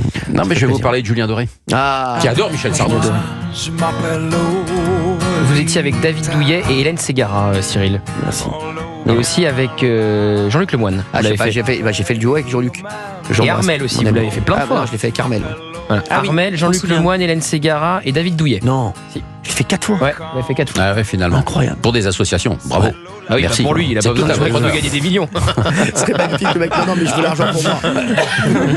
C'est quoi votre jeu préféré à la télé? J'adorais Moi qui veux gagner des millions. C'est vrai qu'il veut gagner des millions. J'adorais à l'époque Jean-Pierre Foucault. C'était un rendez-vous avec ma grand-mère. C'est ça votre jeu préféré? C'est quoi vous? Moi j'aimais bien voir ma grand-mère faire N'oubliez pas les paroles. Enfin, participer à N'oubliez pas les paroles. Moi je suis fan de votre grand-mère. Vraiment. Et je vais vous dire un truc, Géraldine. Dites-moi. Vous le savez pas parce que c'est un secret. Je vous le dirai tout à l'heure dans l'émission. Je vous dirai un secret. J'ai un secret avec votre grand-mère. Oui, Olivier. Non, mais j'aime bien N'oubliez pas les paroles aussi. J'aime bien que ça chante. Ah, vous aimez bien? Moi, c'est ma grand-mère qui aime bien. Vous aimez bien? Oui, j'aime bien. Très bien. Et vous? Moi, j'aime bien l'Eurovision. Mais c'est un jeu. C'est un jeu, l'Eurovision. Oui, concours. Moi, vous savez que le jeu que je préfère, c'est les boîtes. J'adore. Vous l'avez fait. Je me régale. N'oubliez pas les paroles, vous feriez mal. J'adore. N'oubliez pas les paroles, c'est incroyable. C'est incroyable. Moi, j'aimais bien Money Drop aussi avec Boccolini. Money Drop. J'aimais bien Money Drop. C'est chez moi. Ah, c'est chez vous? Et qu'est-ce qui n'est pas chez vous?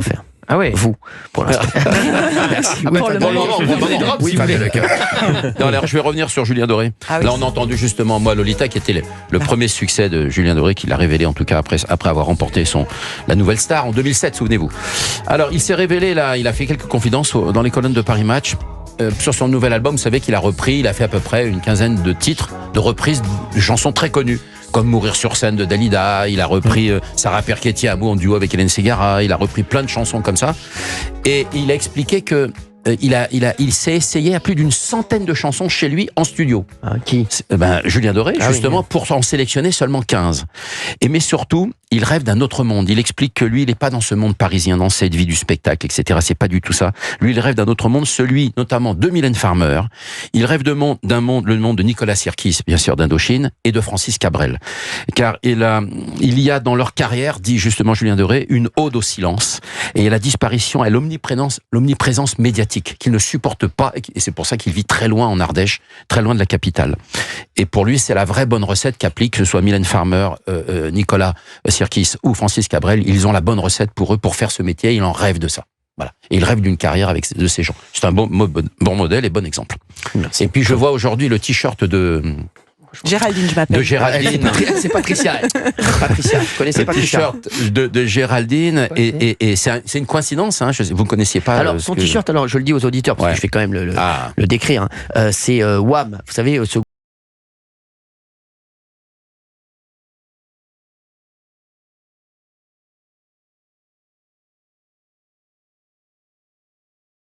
le 3 décembre 1984 et ça a été le plus gros succès de Noël entre 1984 et 1994. Là, quand arrive Mariah Carey, évidemment, qui détrône parfaitement.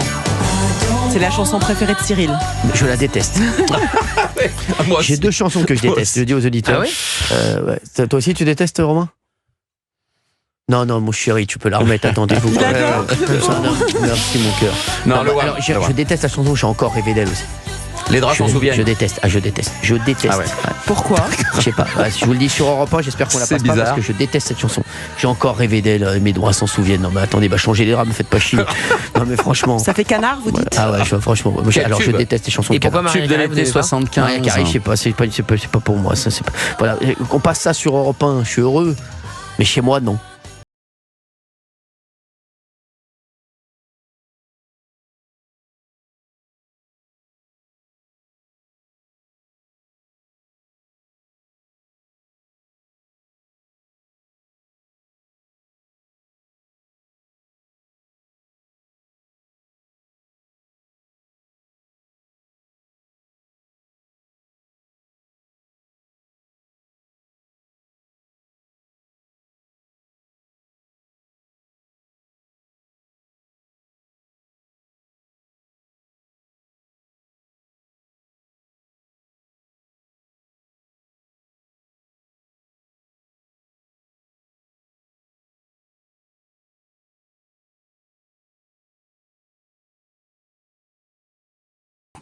Merci.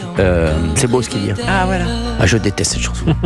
Vous aviez 1 an quand c'est sorti. Et alors, déjà 1 an, il détestait dans son berceau. C'est-à-dire, oui, ça devait passer, la nounou qui vous gardait, elle devait passer la chanson en boucle.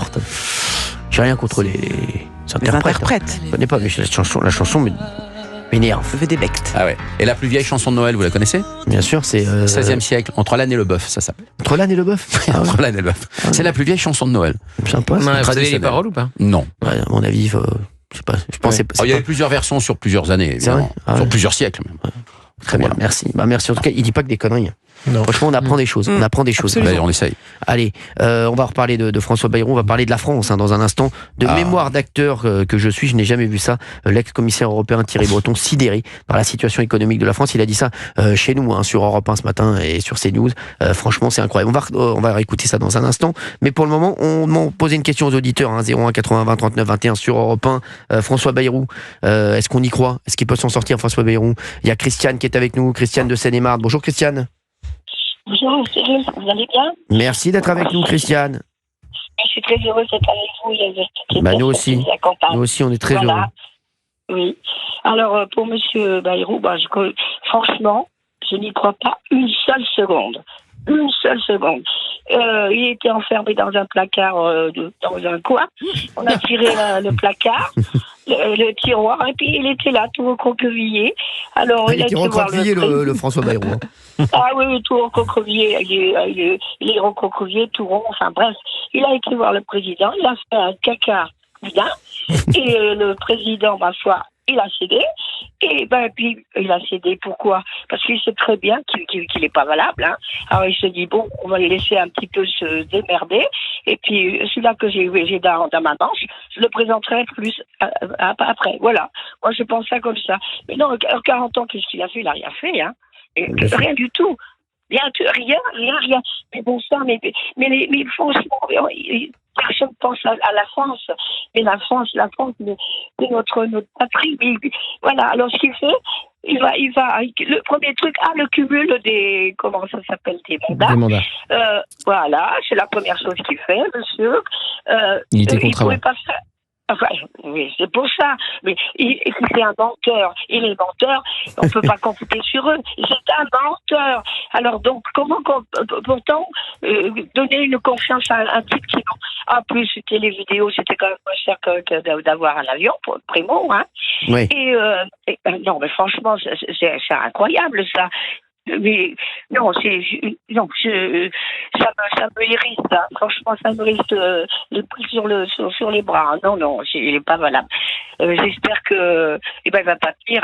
Alors Cyril, je ne sais pas ce que vous pensez, mais je peux vous parler par un resto qui va pas tenir. Non, il est nul.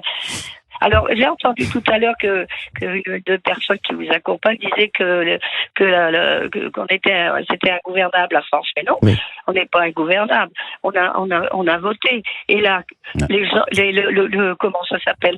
Le deuxième vote, qu'est-ce qu'ils ont fait tous ces agitateurs, hein? Et l'un qui est à droite, il passe à gauche, celui-là à gauche à droite, celui-là au milieu. J'ai dit qu'on était des cocus, mais ils nous ont fait cocus, et voilà pour ça qu'on est dans la merde jusqu'au cou, là. Parce que forcément, et puis personne ne s'entend, parce qu'ils ont leur parti. Ils ont voté contre leur parti. Enfin bref, je comprends plus rien à ce micmac, mais je comprends que ils pensent pas à la France. Et moi, je suis gaulliste, et De Gaulle, c'était quelqu'un qui était français avant tout, et qui pensait à la France. Et voilà, ça me fait du mal que mon pays soit comme ça. Mais il va se remettre, Cyril, hein. J'espère qu'il va se remettre, parce que franchement, c'est pas possible qu'on reste comme oui, ça. c'est sûr. Et Cyril, continuez, franchement. Christiane, je vous aime. Je vous fais des gros bisous, Christiane. Oui. Et moi aussi, gros bisous, et continuez à dire la vérité comme ça, parce que on est tous comme ça et on veut la vérité. Ah ben, je crois qu'on veut la vérité. Et sincèrement, j'apprends beaucoup avec vous. Ah ben, merci, et Christiane. Ça me fait du bien. Merci, Christiane. Je vous fais un énorme bisou, Christiane. Merci d'avoir été avec nous. Moi aussi, gros bisous. Au revoir, ma Christiane. Qu'est-ce qu'elle est mignonne, Christiane. Je l'adore. Il y a Janie du Sud-Ouest. Bonjour, Janie. Merci d'être avec nous sur Europe 1. Bonjour. Bonjour, Janie. Merci d'être là. Comment ça va? C'est drôle de se trouver en direct, finalement. Ça me fait plaisir, Janie. C'est pas trop mon style, mais enfin, pour parler de Bayrou, alors là, j'étais à 100%, vous voyez. Allez-y, alors. Parce que Bayrou, mais qu'est-ce qu'on va faire avec ce monsieur? Si on avait quand même un peu confiance avec Barnier, parce qu'il inspirait quand même un peu confiance, mais Bayrou, est-ce que vous l'avez vu arriver à Pau, cette mascarade, aller là-bas pour se faire applaudir? Il ne savait même pas quoi dire, il bafouillait, on a l'impression qu'il était entre le ciel et la terre. Il ne savait pas quoi dire. Je n'arrive pas à comprendre pourquoi. Et je n'ai pas trouvé, si vous voulez, entre tous mes amis, 5 personnes qui puissent apprécier et croire en On en a une, si vous voulez. Bien sûr, mais c'est vrai. Si, il y a Olivier d'Artigol qui est là. Ils sont chez vous, peut-être? Bien sûr, il y a Olivier d'Artigol. Ah ben voilà, il y en a un. Bon, peut-être que sa voix porte... Faut en trouver 4, hein, beaucoup, hein. Faut en trouver 4 autres. Je suis du Sud-Ouest, hein, monsieur. Vous êtes d'où? Vous êtes d'où? Je suis à Bordeaux. Ah, très bien. J'habite à côté des Girondins. Ah, à côté de l'Escure. C'est ça? Non, pas l'Escure, du stade d'entraînement des Girondins. J'ai l'impression, Janie, je ne sais pas pourquoi je sens comme ça que vous avez une certaine appétence pour Olivier d'Artigol. C'est-à-dire que il est sympa. Du Sud-Ouest, donc voilà. on se reconnaît toujours. Voilà. Il a un accent qui me plaît bien. Ah, j'adore. Il n'a pas que ça. Je peux vous dire qu'il fait des ravages ici, dans les couloirs. Valérie Benaïm, je peux vous dire que quand elle le voit, elle se sent toute chose. Ah, bon, écoutez, je ne l'ai jamais rencontré. Hein. Vous allez voir. Il a un effet, un effet sur les femmes, je peux vous dire. C'est comme Georges Clooney. Il dit pas what else, mais il dit... C'était pas ça le sujet. Oui. Vous avez bien raison, allez-y. Vous avez bien raison. Concentré. On va recadrer. Exactement. Voilà. Donc, qu'est-ce que vous voulez qu'on fasse avec Bayrou? On ne va rien faire. Avec Brad Pitt. Il bafouille, je ne comprends pas. Moi, il me désole. Ça va passer de mascarade à mascarade. On va continuer à se moquer de lui. Il ne va rien se passer. Il ne va rien sortir. Il essaye de contacter tout le monde. Je ne sais pas. Voilà. Et selon vous, qui peut relever le pays, alors, aujourd'hui, en personnalité politique actuelle? Ça, c'est une bonne question. Mais qui? Mais je n'en sais rien, moi, qui. Hein? Je ne sais pas. Je ne sais pas. J'avais confiance en Barnier. Ah oui. Oui. J'avais une certaine confiance. C'était un monsieur digne. C'était un monsieur... j'avais une certaine confiance. Mais bon, aujourd'hui, je crois que tout le monde est contre tout le monde. Donc, c'est difficile. Hein. C'est vrai. C'est ça, exactement. Voilà. Vous, excusez-moi, Janie, mais vous, voilà, pour 2027, vous, si vous deviez voter aujourd'hui, est-ce que vous avez qui en tête? Le Pen. D'accord. Marine Le Pen, pour l'instant, votre choix est fait ou vous pouvez encore changer? Oh non, je ne changerai pas. Je ne changerai pas, d'accord. Donc c'est si elle n'est pas candidate. Marine Le Pen. Et si elle n'est pas candidate, c'est Jordan. Bien sûr. Mais il y a eu du chemin pour arriver jusque-là quand même. Hein. Bon, parce que j'ai un certain âge, on va dire. J'étais plutôt de droite, on va le dire aussi. Mais voilà, j'ai cheminé vers là. Et puis, je suis persuadée que ces gens, ils vont y arriver. Voilà. Et Retailleau, vous en pensez quoi? Oui. Ah, il est très bien. Ah, il est bien. Ouais. On l'aime bien. Très, très bien. Retailleau, il est très, très bien. Mais est-ce qu'on va lui donner les moyens d'arriver à ses fins? C'est ça, en fait, vous le dites, suspense des prochaines heures. mais vous savez que vous dites comme un peu tout le monde, il y a beaucoup de gens qui me disent, moi, Retailleau, s'il a les moyens en 2027, je suis Retailleau. Mais est-ce qu'ils vont lui donner les moyens et est-ce qu'ils vont être tous derrière lui? C'est la seule question. Moi, je pensais qu'on parlait de sa suite à l'intérieur. Non, moi, je pensais un peu plus tard. Je pensais, voilà. C'est encore, il faut encore que j'apprenne à voir plus loin. Mais qui va avoir les moyens dans ce pays à la tête? Je ne sais pas. Bah là, Je n'ai pas de boule de cristal. Je peux pas vous le dire. Mais je souhaite quand même qu'on s'en sorte, hein, parce que c'est quand même un vrai bazar. Hein. Ah oui. De toute façon, il y a deux possibilités. Il y a deux possibilités avant 2027 pour sortir, parce que personne ne peut y arriver sur le long terme avec cette Assemblée nationale. C'est faux, personne.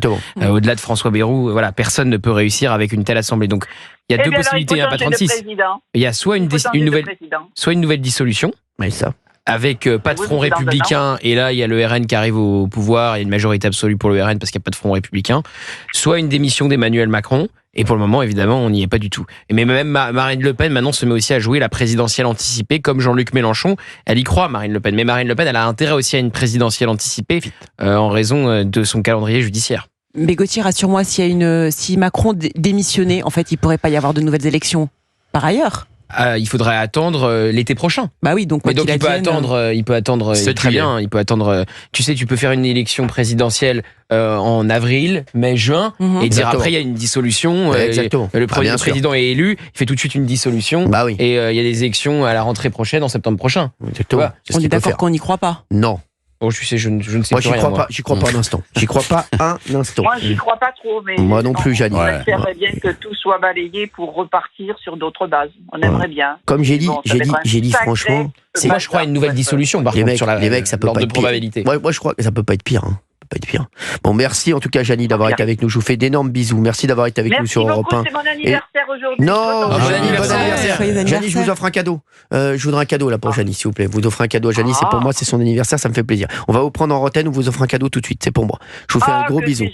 On n'a pas un séjour là, un truc. Merci Jeannie, je vous embrasse fort. Merci beaucoup. Allez, on se retrouve dans un instant sur Europe 1, tout de suite. Europe 1. 16h-18h, on marche sur la tête. Cyril Hanouna. On marche sur la tête, il y a Thierry Breton, ancien commissaire européen au marché intérieur et au marché de Rungis aussi, qui était l'invité de Sonia Mabrouk ce matin sur CNews et Europe 1. Et il est revenu sur la situation économique de la France. Bon, je vous cache pas que on n'a plus un copec. Hein, on n'a plus un radis. Ah mais là on n'a plus un radis, on est raide. Hein. Ah, non, on n'a plus une flèche. Écoutez. Si ce n'était que moi qui le disais, ce serait sans doute pas grave. Mais malheureusement maintenant, l'ensemble des acteurs économiques le disent. Avec Pierre Moscovici, avec moi-même, vous avez vu que dernièrement, et c'est assez inédit dans notre histoire, 7-8 syndicats, plus les organisations patronales, dans un texte commun, ont décidé d'alerter les autorités françaises sur la situation économique et donc sociale de notre pays. De mémoire d'acteur que je suis, je n'avais jamais vu ça. L'ensemble des forces sociales disent maintenant, il faut y aller. On ne peut plus rester comme ça, Sonia Mabrouk. On ne peut plus rester comme ça. Les entreprises sont à l'arrêt. Alors, Thierry Breton, bon, c'est pas un chaouche, hein. Non, mais je vous le dis, il a été PDG de Thomson de 97 à 2002, PDG de France Télécom de 2002 à 2005, ministre de l'économie, des finances et de l'industrie de 2005 à 2007, PDG du groupe Atos, il y avait aussi Aramis, Porthos de 2009 à 2019. Non, Atos c'est quelque chose, hein. Oui. Commissaire européen, donc chargé du marché intérieur de 2019 à 2024. Et quand il nous dit ça, c'est vrai que ça peut faire flipper un peu, hein. Là, franchement, on va pas se mentir, on n'est pas bien. Gauthier Lebray. Non, la note de la France a été dégradée tout récemment. Il n'y a pas de budget à l'heure où on se parle. Il n'y a personne qui formule le souhait de faire une économie, ce qui est quand même la priorité, c'est de fermer les robinets au lieu de vouloir toujours prélever les Français davantage, de les taper au portefeuille en leur mettant des taux d'imposition toujours plus élevés. Donc, ce qui est inquiétant, en fait, c'est qu'on n'a personne qui nous propose un plan pour arrêter d'avoir un déficit et une dette qui s'envole. C'est très inquiétant. Et la grande erreur de Michel Barnier, quand il est arrivé à Matignon, alors qu'on avait un Premier ministre de droite et que c'était pas arrivé depuis Nicolas Sarkozy, le gouvernement le plus à droite depuis 2012, c'est d'augmenter les impôts. Non, c'est pas du tout ce que doit faire un Premier ministre de droite. C'est baisser les dépenses. Et personne ne veut baisser les dépenses. On a l'impression que ça n'intéresse personne. Alors, il se trouve que François Bayrou parle de la dette et du déficit depuis longtemps. Il a même fait une campagne présidentielle sur ce thème-là, en disant qu'il fallait arrêter de laisser s'envoler la dette et le déficit. Mais bon, on verra avec le nouveau gouvernement si on arrive à en avoir un avant Noël. Et il faut mettre un plan en place très rapidement dans ce sens-là. Non, c'est sûr. Oui, D'Artigol, tiens. Vous êtes bon en économie, vous, D'Artigol ? Non. C'est bien ce que je pensais.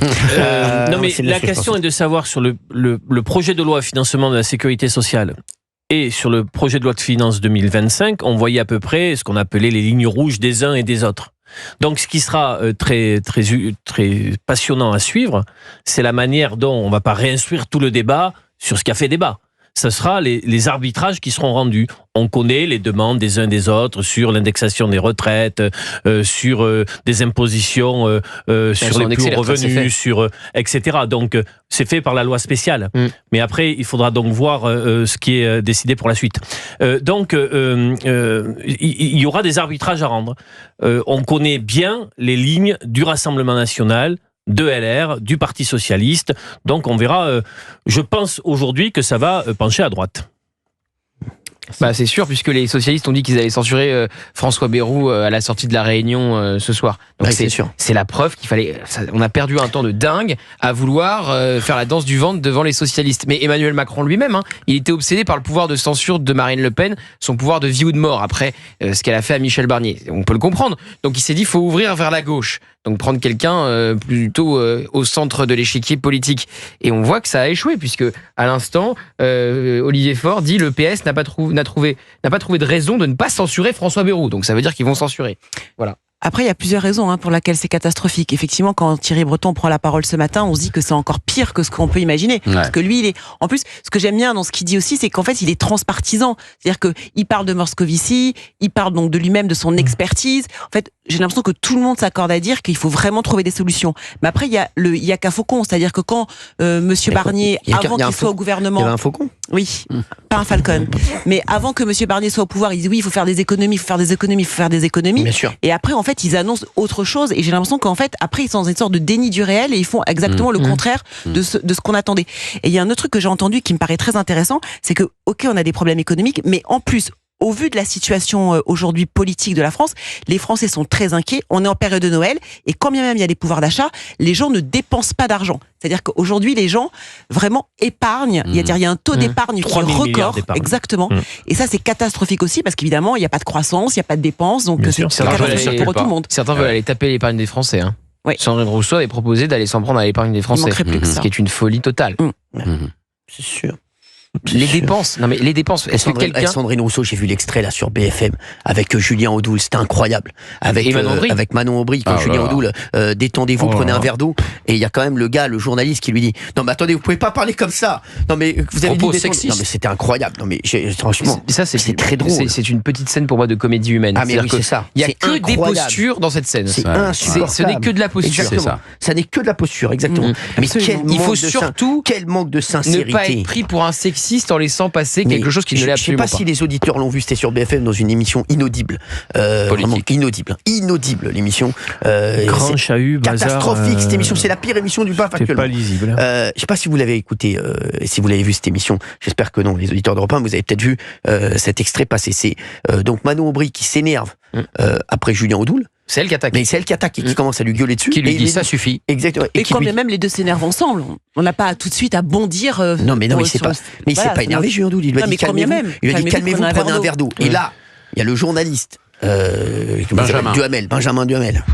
Bon, le stagiaire, donc qui est là et qui dit calmez-vous, vous pouvez pas parler comme ça à une femme. On peut pas lui dire détendez-vous, prenez un verre d'eau. Non mais attendez, non mais vous savez dans quel monde on vit. Et c'est tellement de l'insincérité. Ouais, ça me rend fou. Mais Ce jeu de dupe, mais c'est insupportable. Ce cas de catastrophique, Cyril, notamment au moment de l'affaire Pellico, qui est dans l'actu, c'est que les violences sexistes et sexuelles sont une réalité dans notre société. Elles sont le plus souvent très très graves. Donc il ne faut pas jouer avec ce sujet-là. Or là, demander à quelqu'un prenez un verre d'eau, c'est pas sexiste. C'est pas une violence sexiste. Donc les personnes qui sont censées... Vous pouvez pas parler comme ça. Donc ça abîme le combat. Vous pouvez pas parler comme ça, d'autant plus que c'est deux femmes, il lui dit à un moment. Mais alors au contraire, d'autant plus c'est une femme sur le plateau. C'est le comble du sexisme de dire on va pas parler de la même façon à un homme ou à une femme. Excusez-moi. Les femmes, on doit les considérer et ce sont voilà. C'est l'égal de l'homme. C'est pareil. Non mais c'est pareil. Moi, je fais pas la distinction, et Géraldine est bien placée pour le savoir. Je parle de la même façon à Géraldine qu'à Gilles Verdez. Et je pense qu'au contraire, si je vous parlais autrement, Géraldine, je pense qu'il y aura un problème. Au contraire, c'est que vraiment là, parce que moi, je ne fais pas la différence entre Géraldine et Gilles Verdez. Pour moi, voilà, c'est pareil. Non, mais c'est vrai. Enfin, c'est une insulte à notre intelligence, à notre répartie, à notre manière de nous défendre et tout ça. Donc voilà, effectivement. Et je trouve que le mot idéal, c'est celui qu'a utilisé Gauthier, c'est une posture. En fait, c'est une posture pour les plateaux télé. Je t'aime beaucoup, Géraldine. Mais c'est vrai. Merci. Posture. Pour faire genre, pour faire bien, pour être dans la bien-pensance, dans l'air du temps. Quand on dit à une femme calmez-vous, ou prenez un verre, moi ça pourrait m'arriver, moi si un débat dire à une femme, une chroniqueuse comme ça, calme-toi, mais c'est vécu comme s'il y avait t'es hystérique, tu sais pas tes trucs, donc c'est... Mais moi je peux le dire à Gilles Verdez, calme-toi, prends tes médicaments, voilà. Je le dis, il dit pas mon Dieu, qu'est-ce que tu détestes les hommes. C'est insupportable, c'est insupportable. En fait, les vrais féministes ne devraient pas être sur ce type de sujet. Mais bien sûr, exactement, bravo. Et il est bon d'article. Mais les vrais féministes, les néo-féministes, les plus radicales, elles ont été pour le coup pas du tout au rendez-vous de rien. On est sur Europe 1, bien entendu, avec Géraldine Maillet qui fait son arrivée dans l'émission, puisque j'ai Valérie Benaïm. Je vous rappelle que Valérie Benaïm est actuellement elle est au concours de frisbee là. Voilà, elle revient vite. Valérie, on l'embrasse. 01 80 20 39 21, 01 80 20 39 21. Vous nous appelez. Il y a Daniel qui est avec nous en ligne de Tours. On embrasse tous les habitants de Tours, les Touranes. C'est ça, Tourangeau. Je sais, Daniel. Bien sûr. Comment ça va, Daniel? Merci d'être avec nous sur Europe 1. Ça va, impeccable. Bonjour à toute l'équipe. Merci, bonjour. Daniel. Bonjour. Vous avez vu le sondage? Il est incroyable le sondage. Enfin, pas le sondage, le classement de Marianne, parce que vous avez vu dans les 4 premiers, des gens qui. C'est quoi? C'est l'influence. L'influence. Premier, Vincent Bolloré. Deuxième, Marine Le Pen. Troisième, moi, je suis très pomme. Pour ma pomme. Quatrième, Jordan Bardella. C'est incroyable. Et 5e, Mélenchon. Et Pascal, il est 6e. Oui, Daniel. Non, 7e. 6e. Mélenchon, il n'a pas sa place là. Daniel, je le sentais, Daniel. Vous savez que Daniel, je vous attendais au tournant, je l'ai cité juste pour vous chauffer un peu. Et j'entendais ce que tout le monde disait tout à l'heure sur, je ne sais même plus son nom, qui est passé à BFM là. Ah oui. Moi, je trouve que LFI, on ne devrait même plus les passer à la radio, à la télé. On aurait les effacés. Comme ça, on parle plus d'eux. Terminé. Ils font ce qu'ils veulent, ils font leur vie, et puis ils nous laissent tranquilles. Non, mais Daniel, c'est insupportable cette volonté de buzz, cette volonté de bordélisation du plateau. Parce que moi, j'ai vu la scène avec Julien Audoul. Julien Audoul, franchement. Il lui dit rien, non mais c'est juste un débat politique et il y a pas de et elle tout de suite elle commence à se mettre à gueuler sur le plateau, donc elle avait préparé son coup croyez-moi, ils se sont dit c'est voilà, ils se disent on va un peu comme à l'Assemblée nationale comme un peu partout pareil. Moi, je pense qu'il devrait faire des contrôles d'alcool ou contrôle de dopage, sur cette surdose. C'est fou, c'est fou. C'est fou. Ouais. On va revenir à M. Bérou, là. Oui, allez-y, on va revenir. J'adore parce que Daniel, il fait le conducteur de l'émission. Allez, on va revenir avec M. Bérou. On arrête les conneries. Je ne suis pas le conducteur de l'émission, mais rien que d'entendre l'extrême gauche, je me rend malade. Sinon, M. Bérou, je pense qu'il va faire son petit discours le 14 janvier, je crois, puis après, il va retourner à Pau. S'il est censuré, oui. Je pense. Vous pensez que ça ne durera pas plus longtemps? Non, je pense pas. Et c'est même possible que dimanche, Macron n'accepte pas sa liste. Ah bah oui. Ça, c'est plus compliqué. Ça, c'est un scénario improbable. Oui, il acceptera. Moi, je pense qu'il va dire on va se voir pendant les vacances. Et puis il va donner sa liste des budgets. Vous voulez que je vous dise la vérité? Je suis pas complètement pas d'accord avec Daniel, moi.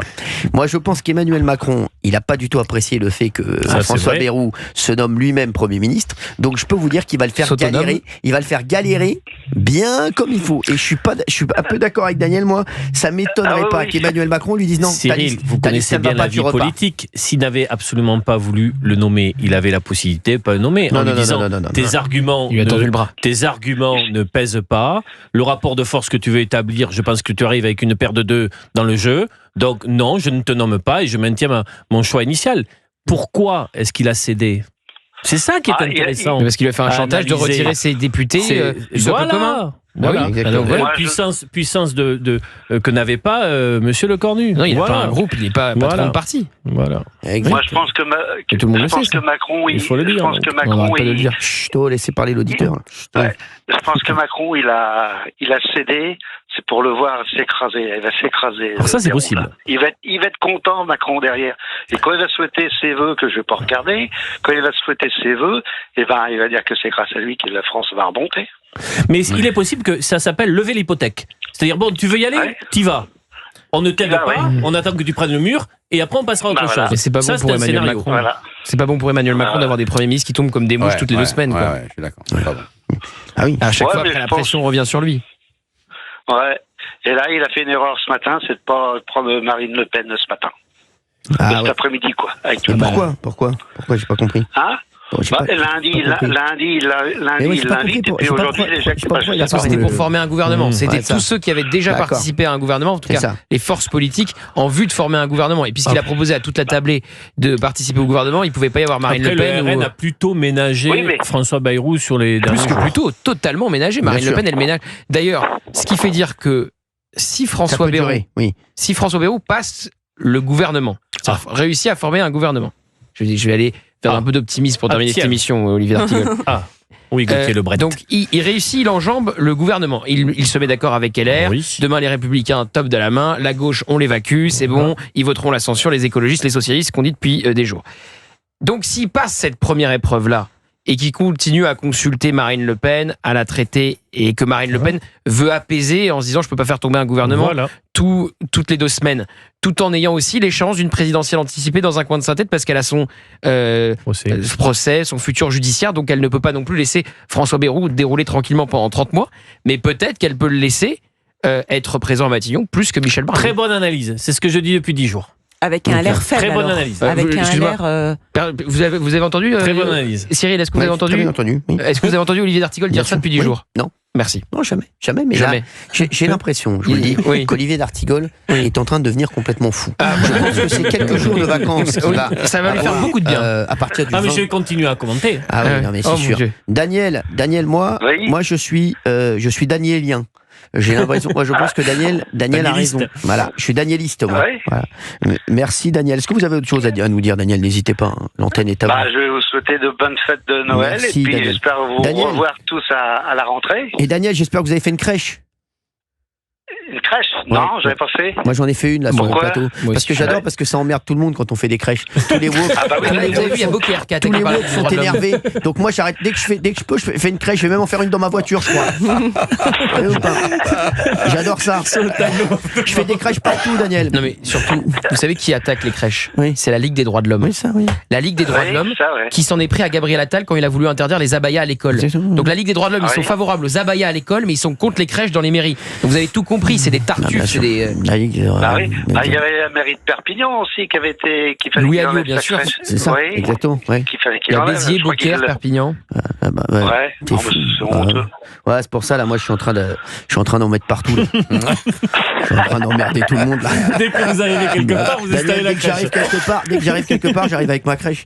Bon je vous fais des gros bisous, Daniel. Merci Daniel d'avoir été avec nous. Un gros bisou à tout le monde et puis à bientôt. Merci Daniel.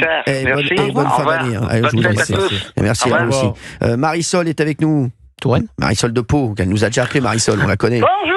Bonjour Marisol, comment allez-vous? C'est quand que vous venez chez moi à Pau là? Alors je viens dès janvier, dès qu'on prend la première semaine. D'accord, vous me préviendrez. Bien sûr. Oui. Vous nous direz, hein. Bon, ok.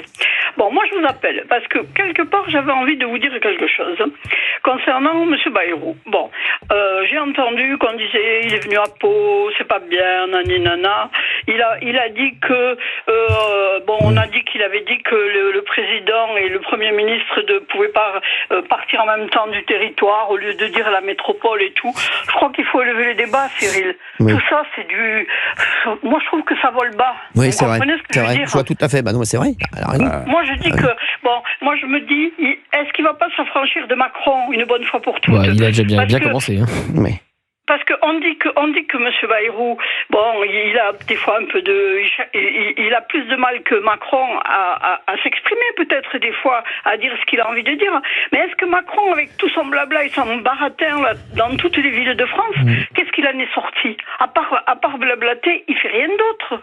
Bah oui, c'est ça. Bah oui, mais après Bayrou, François Bayrou, excusez-moi, est-ce que... Oui. Moi, je pose une question. Est-ce que vous préférez, quand on avait Michel Barnier ou François Bayrou? Est-ce qu'on a bien fait de changer? Est-ce qu'on a gagné au change? C'est la question que je vous pose. Oui, mais qu'est-ce qu'il a fait, Barnier? Est-ce qu'il s'est imposé lui aussi? Est-ce qu'il a... Écoutez, s'il est reparti, c'est que quelque part... Il a fait des erreurs, bien sûr. Alors moi, c'est sûr qu'on sait très bien, comme dit Pascal Praud, c'est cette machinerie administrative, tous ces hommes gris, noirs, tout ça qui bloque. Oui, c'est ça. De toute façon, je vais vous dire, moi je pense que M. Macron, il était content qu'il y ait Bayrou, parce qu'il s'est dit, ça va être encore du temps de gagner, parce que le jour où il va sortir de l'Élysée, il va en avoir des comptes à rendre. Je vous l'ai dit, moi, sur les sous et sur plein de choses, hein, sur la dette et tout. Et lui, ce qu'il veut, c'est gagner du temps. C'est tout ce qu'il veut. Et moi, j'espère, quelque part, secrètement, parce que Bayrou, quand même, moi, je l'ai connu un peu à une époque où, voilà, et il est proche des gens, quand même. Il est pas fou, voilà. Et puis, c'est sa seule chance, à 70 balais, de faire quelque chose de sa vie, de montrer ce qu'il peut faire. Alors, moi, je compte sur lui pour essayer de faire quelque chose d'un peu mieux. Ouais. Alors, je dis pas que donc vous y croyez, c'est bien. C'est bien que Marisol y croit, et Marisol nous met un peu de baume au cœur quand même, hein, parce que c'est vrai que personne n'y croit autour de la table. Comparatif Barnier. Mais pourquoi pas? Bayrou n'a pas fait la faute sur le RN qu'a fait Barnier. Quoi? Non, mais il a fait une bien pire première semaine. Laissez parler Marisol. Oui. Je parle de faute politique. Moi, je vais vous dire une chose. Un homme qui a une femme comme il a, moi je la connais un peu parce que voilà. Ah oui. Et ben moi je vais vous dire, il peut pas être mauvais, c'est pas possible. Il fait ce qu'il peut, c'est sûr. Ils sont tous dans le microcosme, ils profitent des trucs, des machins. Mais maintenant ils sont tous conscients que c'est la Bérésina. Ils savent très bien que maintenant il faut faire quelque chose. Et moi je me dis, il est pas idiot. Il sait très bien qu'il est en fin de vie, en fin de parcours. S'il fait rien là, alors là, je fin sais de vie plus quand même pas. Ouais. Ça sent le sapin, mais politiquement. Bien sûr, oui. Non, mais c'est sûr. Mais Marisol, en tout cas, vous connaissez vous connaissez Olivier d'Artigol, Marisol, parce que vous habitez à Pau, vous l'avez déjà croisé, Olivier d'Artigol? Non, je ne l'ai pas encore croisé. Parce qu'il était au conseil municipal pendant 15 ans. Des fois, de la mairie. Mais moi, non, pas pour le moment. Mais si je le croise, je lui dirai qui je suis. Dites-lui vos 4 vérités quand vous le croisez. Ça va lui faire du bien. Qu'est-ce que je voulais dire? Oui. Cyril, vous venez faire du paddle à Pau des fois? Parce qu'il y a un grand truc de paddle à Pau. Je vais venir, dès qu'il y a un gros tournoi, je vais venir, Marisol. Je vais me dès qu'il y a un gros tournoi, je serai là. Voilà. Il est venu à Pau que pour un mariage, après j'ai divorcé. Oui, c'est vrai. Et je viens à Pau, Marisol, mais je viens à Pau le 9 janvier, je crois. Je sais pas. Si, on organise pour le 9 janvier. Vous savez ce que vous faites, Cyril? Oui, dites-moi. Puisque vous êtes le maître des horloges, là, merci, que je vous vois avec les paquets cadeaux. Si vous voyez une PS5, j'ai 5 petits-enfants, une petite PS5, vous la mettez de côté pour moi. Très bien, vous savez quoi? Je m'en occupe. Allez, je vous embrasse fort. Salut Marisol, merci d'avoir été avec nous. Mais je me suis dit après tout. Allez, je vous embrasse fort, vous avez bien fait de me le dire. Je vais m'en occuper. Le 9 janvier alors? Le 9 janvier, je vous embrasse, ce sera l'anniversaire de ma mère. Je vous embrasse fort. J'embrasse tout le monde. Allez, salut. Et puis continuez, et puis voilà quoi. Il y a Laurence Ferrari là qui nous attend sur CNews Europe 1. Merci à tous d'avoir été avec nous. Et il y a Pascal Praud en régie là, il nous met une pression. Mais il nous regarde. J'adore, il est très beau derrière une vitre, très beau. Il est beau partout. Allez, à demain les chéris.